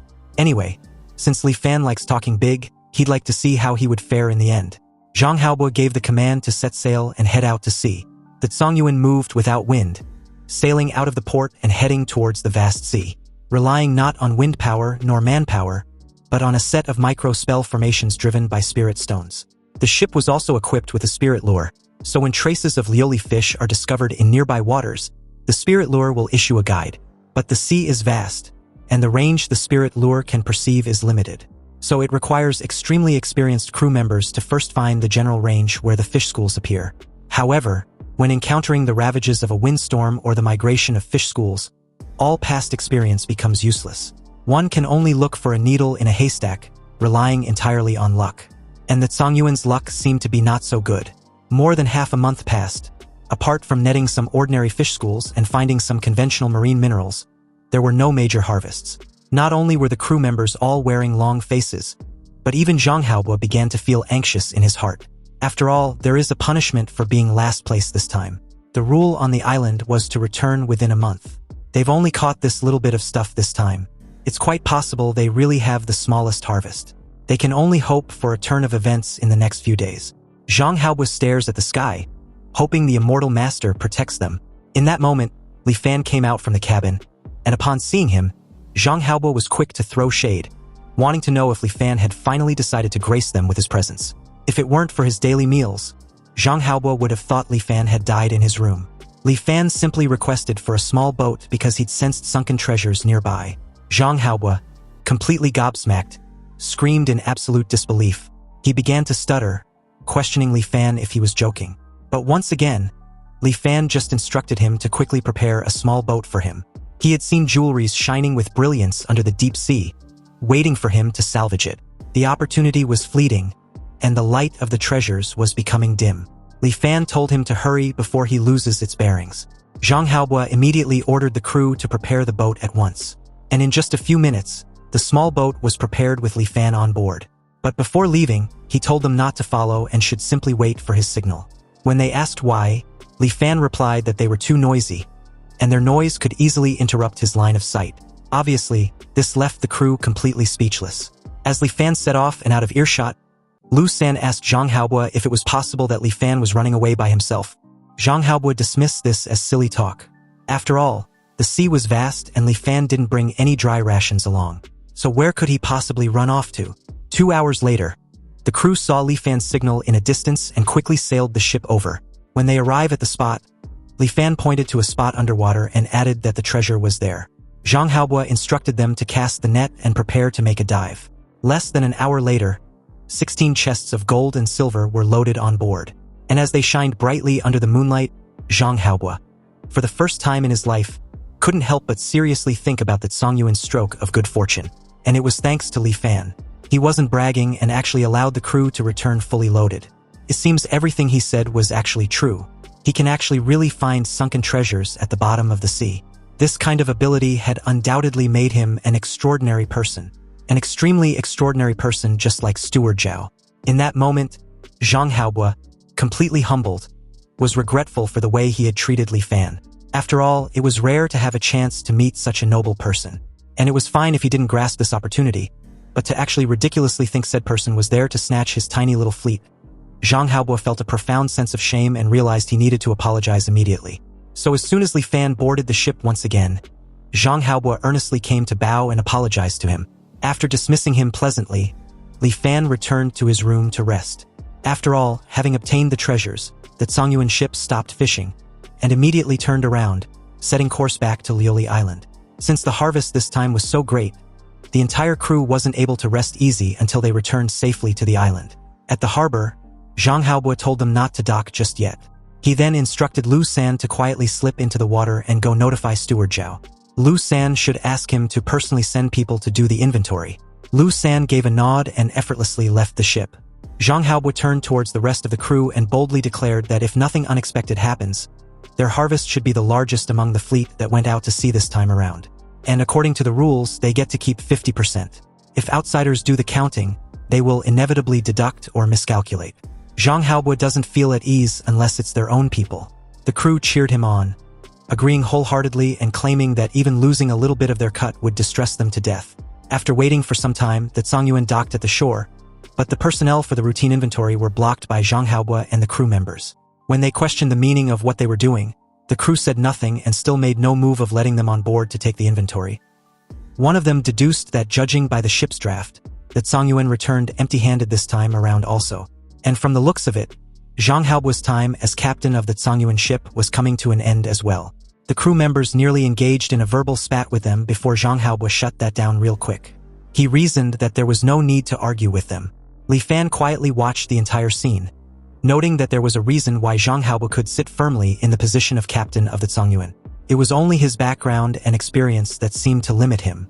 Anyway, Steward Zhao personally arrived with his men shortly after. And as 16 chests of jewelries were carried off the ship under the watchful eyes of the crowd, the entire dock caused a sensation. Consequently, the news that the Zhongyuan had harvested a massive amount of treasures spread like wildfire and soon covered the entire Liuli Island. Meanwhile, at the Heavenly Treasure Tower, Sun Zhang barged in on the shopkeeper, looking all flustered. When she asked what the matter was, Sun Zhang, huffing profusely, stammered coherently about the Zhongyuan ship, treasures, and over 10 chests of them. The shopkeeper didn't understand what was there to make a fuss about if it was just over 10 chests of treasures, and presumed a client wanted to digest these things on the island. If they do, then they still have to go through their Heavenly Treasure Tower's channels. She stops abruptly when realization hits her. The Zhongyuan was the ship Li Fan boarded to set sail a month ago. Sun Zhang, still breathless, confirmed this, adding that it was no wonder Li Fan could persuade Steward Zhao. He was absolutely certain he would find treasures as soon as he went out to sea. Sun Zhang then declared that Li Fan's ability seemed to be just like their Heavenly Treasure Tower's grand shopkeeper. The shopkeeper immediately gave the order for Sun Zhang to go arrange a meeting with Li Fan immediately. She wanted to know when they can invite him for a meal. Also, he should send someone to clean up the tower, then send the title deed over to Li Fan. Without hesitation, Sun Zhang agreed to do as he's told and left. The shopkeeper wondered if Li Fan has a spirit-channeling treasure physique. Apparently, the legendary spirit-channeling treasure physique. As long as rare treasures exist within a certain range of oneself, one will sense them. And the grand shopkeeper of the Heavenly Treasure Tower, Yin Yuding, the shopkeeper's older sister, also possesses this special constitution. And it was precisely by relying on this heaven-defying ability that her sister built the Heavenly Treasure Tower. This large-scale chamber of commerce now spans the Zhongyuan Sea from nothing over the past dozen years. And to think that another spirit-channeling treasure physique had appeared now was truly surprising and unexpected. As the scene shifts to Steward Zhao's manor, Li Fan had paid him a visit. Steward Zhao first praised Li Fan. He truly was extraordinary. Fishing up 16 chests of treasures on his first time out to sea, Li Fan really gave him a huge surprise. The harvest this time was indeed substantial, but Li Fan was afraid it will be hard to get this much in the future. Steward Zhao agrees with this assessment. That stands to reason. How could one have such luck every time? However, just relying on the harvest this time around is enough for him to operate a separate fleet for Li Fan. Upon hearing this, Li Fan thanked him for the opportunity. Anyway, Steward Zhao heard that Li Fan had racked his brains just to seek a spot in the body-purifying spirit pool. Li Fan confirmed that it was precisely so. Even with inexhaustible treasures, one will turn into a pile of yellow earth after 100 years. Only by seeking immortality, asking for the Tao, and witnessing eternal life is this trip to the world not in vain. Steward Zhao admired Li Fan's resolved determination.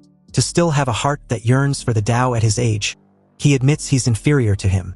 Over 10 years ago, when Steward Zhao was the same age as Li Fan was at present, he once saved an immortal master by a stroke of luck. The immortal master asked if he was willing to follow him to cultivate, but Steward Zhao knew he had long passed the best age for cultivation. Even if he cultivated, he might not achieve anything. Moreover, the older one gets, the more deep-rooted the miasma in the body becomes, and the more painful it is to remove. Now, as he gets older, he vaguely feels regret. But it's a pity that there is no medicine for regret in this world. Among the hundreds of thousands of mortals on Liuli Island, those like Li Fan were truly the minority. Li Fan's response to the flattery was cordial, but he was wondering about the matter regarding the quota for the body-purifying spirit pool, if Steward Zhao could help him secure a spot. Unfortunately, Steward Zhao replied that he can't help Li Fan with this matter. The opening of the body-purifying spirit pool requires the island's immortal master to preside over it, and the quota is also decided by the immortal master. 1 year before opening the spirit pool, the immortal master will announce the required materials, and each family collects the materials on the list and hands them over. The quota is decided based on the amount of contribution points. However, Li Fan doesn't need to worry. The Heavenly Treasure Tower has open branches on every island in the Zhongyun Sea. If they are talking about the ability to collect materials, there aren't many on Liuli Island who can compare to them. With this intel, it seems Li Fan's priority about the Heavenly Treasure Tower needed some adjustments. And speaking about the Heavenly Treasure Tower, just as he returned to his small courtyard from Steward Zhao's manor, Sun Zhang came to his door with the title deed. It was obvious that he had been waiting for a long time. Although surprised, Li Fan was actually interested in meeting the shopkeeper, so he inquired about her, wanting to know whether she was looking for him for something. And since he happened to want to meet her once more, he readily agreed. As for the title deed to the Tingyu Tower that Sun Zhang brought, Li Fan did not accept it. When the two met that very evening, the shopkeeper of Liuli Island's Heavenly Treasure Tower formally introduced herself as Yin Yuzhen. Li Fan did the same, introducing himself formally this time around. Yin Yuzhen was quick to point out how extremely concise Li Fan was with his introduction. Li Fan replied that he was merely a simple mortal, and there was really nothing worth saying. Yin Yuzhen then asked of the spirit channeling treasure physique, wanting to know if that was also not worth mentioning in his eyes either. Li Fan genuinely admits he had no clue what a spirit channeling treasure physique was. But since his composure gives nothing away, Yin Yuzhen was doubtful. If Li Fan didn't have the spirit channeling treasure physique, then how did he manage to find the location of the treasures in the vast sea? Li Fan replied that it was just a feeling in his heart. This reply displeases Yin Yuzhen, who couldn't help but pout with irritation that Li Fan was denying the obvious. But upon seeing that Li Fan seemed to truly not know, Yin Yuzhen told him about it out of helplessness. Li Fan took a moment to mull over this intel, before asking a series of questions which completely caught her off guard. If she was saying that her sister was also a spirit channeling treasure physique, then how old was she, what did she look like, where was she 20 years ago, and where was she now? Yin Yuzhen, suddenly panic-stricken, questioned in shock if Li Fan was their long-lost father or some sort. But as she briefly thought things over, she realized that it wasn't right since Li Fan didn't look anything like them. Li Fan was baffled for a moment before stating that he was just curious. But Yin Yuzhen took it as him being curious about his own kind, which she gets. Li Fan didn't bother rectifying this, so she continued, adding that she and Yin Yuzhen were originally from Yelan Island in the north. Their parents died in a disaster when they were young, leaving only them to depend on each other. In Yin Yuzhen's memories, she and Yin Yuzhen could only rely on begging to survive every day, never knowing where their next meal would come from. But starting from a point she can't recall, her sister could always find various valuable things in different places. So their days got better day by day. Then later on, Yin Yuzhen established the Tianbao Lu single-handedly. Now it's a pity that she hadn't seen her for several years. Li Fan asked where she had gone to, and Yin Yuzhen explained that 3 years ago, Yin Yuzhen was chosen by a passing immortal master and taken away. At the beginning, she would send people to bring them messages to say she was safe. But later, they never heard any news from her again. Upon hearing that she was taken away by an immortal master, Li Fan wondered if Yin Yuzhen was taken to cultivate the path to immortality. But unfortunately, Yin Yuzhen knew otherwise. If only that were true, because apparently in the letters Yin Yuzhen sent back previously, she used a secret code only the two of them understood to tell Yin Yuzhen that her current situation was very dangerous, and if she stopped contacting her, it meant she might have met with misfortune. Yin Yuzhen also told her not to look for her either. Li Fan questioned if this trouble was invited by her special physique. Yin Yuzhen was just a mortal, so what she could sense were only things of some value to mortals. And these treasures, in the eyes of those immortal masters, were no different from scrap metal. It wasn't like no immortal masters noticed Yin Yuzhen's special physique before, but none of them took it seriously. Yin Yuzhen still doesn't even know why her sister was taken away by that last immortal master. Although her sister likely bodes ill rather than well, the foundation she left behind was still there. So the Heavenly Treasure Tower that she worked so hard to build cannot be destroyed in Yin Yuzhen's hands. Yin Yuzhen admits she doesn't have her sister's miraculous ability, and after her sister disappeared, the Heavenly Treasure Tower's business got worse day by day, coupled with her misjudging a few items later on, leading to the loss of a large sum of money. The veterans of the Heavenly Treasure Tower gradually became dissatisfied with her. They even wanted to conspire with outsiders to drive her out and carve up the Tianbao Lu's assets. Fortunately, these veterans still have some apprehension about Inyuding, who was taken by the immortal master, so they haven't made a move yet.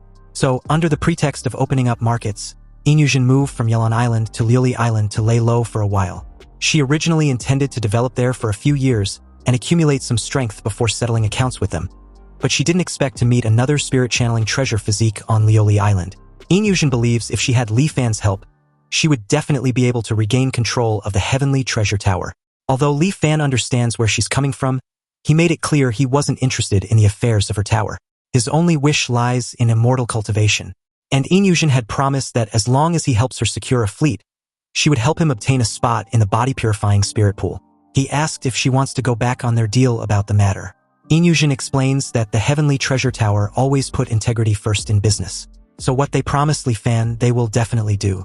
However, before she could continue, Li Fan cut in very abruptly when he perceived some sort of condition being stated, his expression and tone dropping with a bone-chilling aura. Inyushin immediately shifted her gaze elsewhere and explained herself. She stated that even if Li Fan could enter the body-purifying spirit pool, so what? Expelling the miasma from the body was not an easy task. And every year, almost only half of the people who enters the spirit pool can succeed. Moreover, the older the age, the higher the probability of failure. Inyushin points out the obvious. Li Fan wasn't young anymore. So was he 100% sure he can succeed? Everyone only has one chance in their life to enter the spirit pool. If he fails, she's afraid Li Fan would have to say goodbye to immortal cultivation forever. But Li Fan was resolute. Even if there was a 50% success rate, it was enough for him to try. Upon hearing his stance, Inyushin also cut Li Fan off, presuming Li Fan was somewhat considering her point of view, before adding that her sister sent along an elixir called the dust-leaving pill with her last letter. And according to what she said in the letter, as long as one takes the pill, the success probability of expelling the miasma from one's body would greatly increase. If combined with the body-purifying spirit pool, even at Li Fan's age, there was a high possibility of success. Anyway, with such a miraculous elixir, Li Fan was curious as to why Inyushin hadn't taken it all this time. Inyushin simply replied that not everyone was like him, obsessed with wanting to cultivate immortality. Inyushin's obsession, or wish, was to do business well and protect the Heavenly Treasure Tower her sister left behind. Li Fan gave a slight nod with complete comprehension, and also fully aware that everyone has their own aspirations. With this acknowledgement, Inyushin, visibly delighted and a bit enthusiastic, asked if Li Fan had agreed to what she had been insinuating. Li Fan headed out the door before calmly replying that he needed to go back to his quarters and consider it. He will give her an answer in 3 days. The two exchanged their farewell after Inyushin agreed to wait for Li Fan's answer. She just hoped she hadn't seen anything wrong this time around. So after making some inquiries, Li Fan confirmed that Inyushin did not lie about the dust-leaving pill. Li Fan met Inyushin again 3 days later and agreed to her request.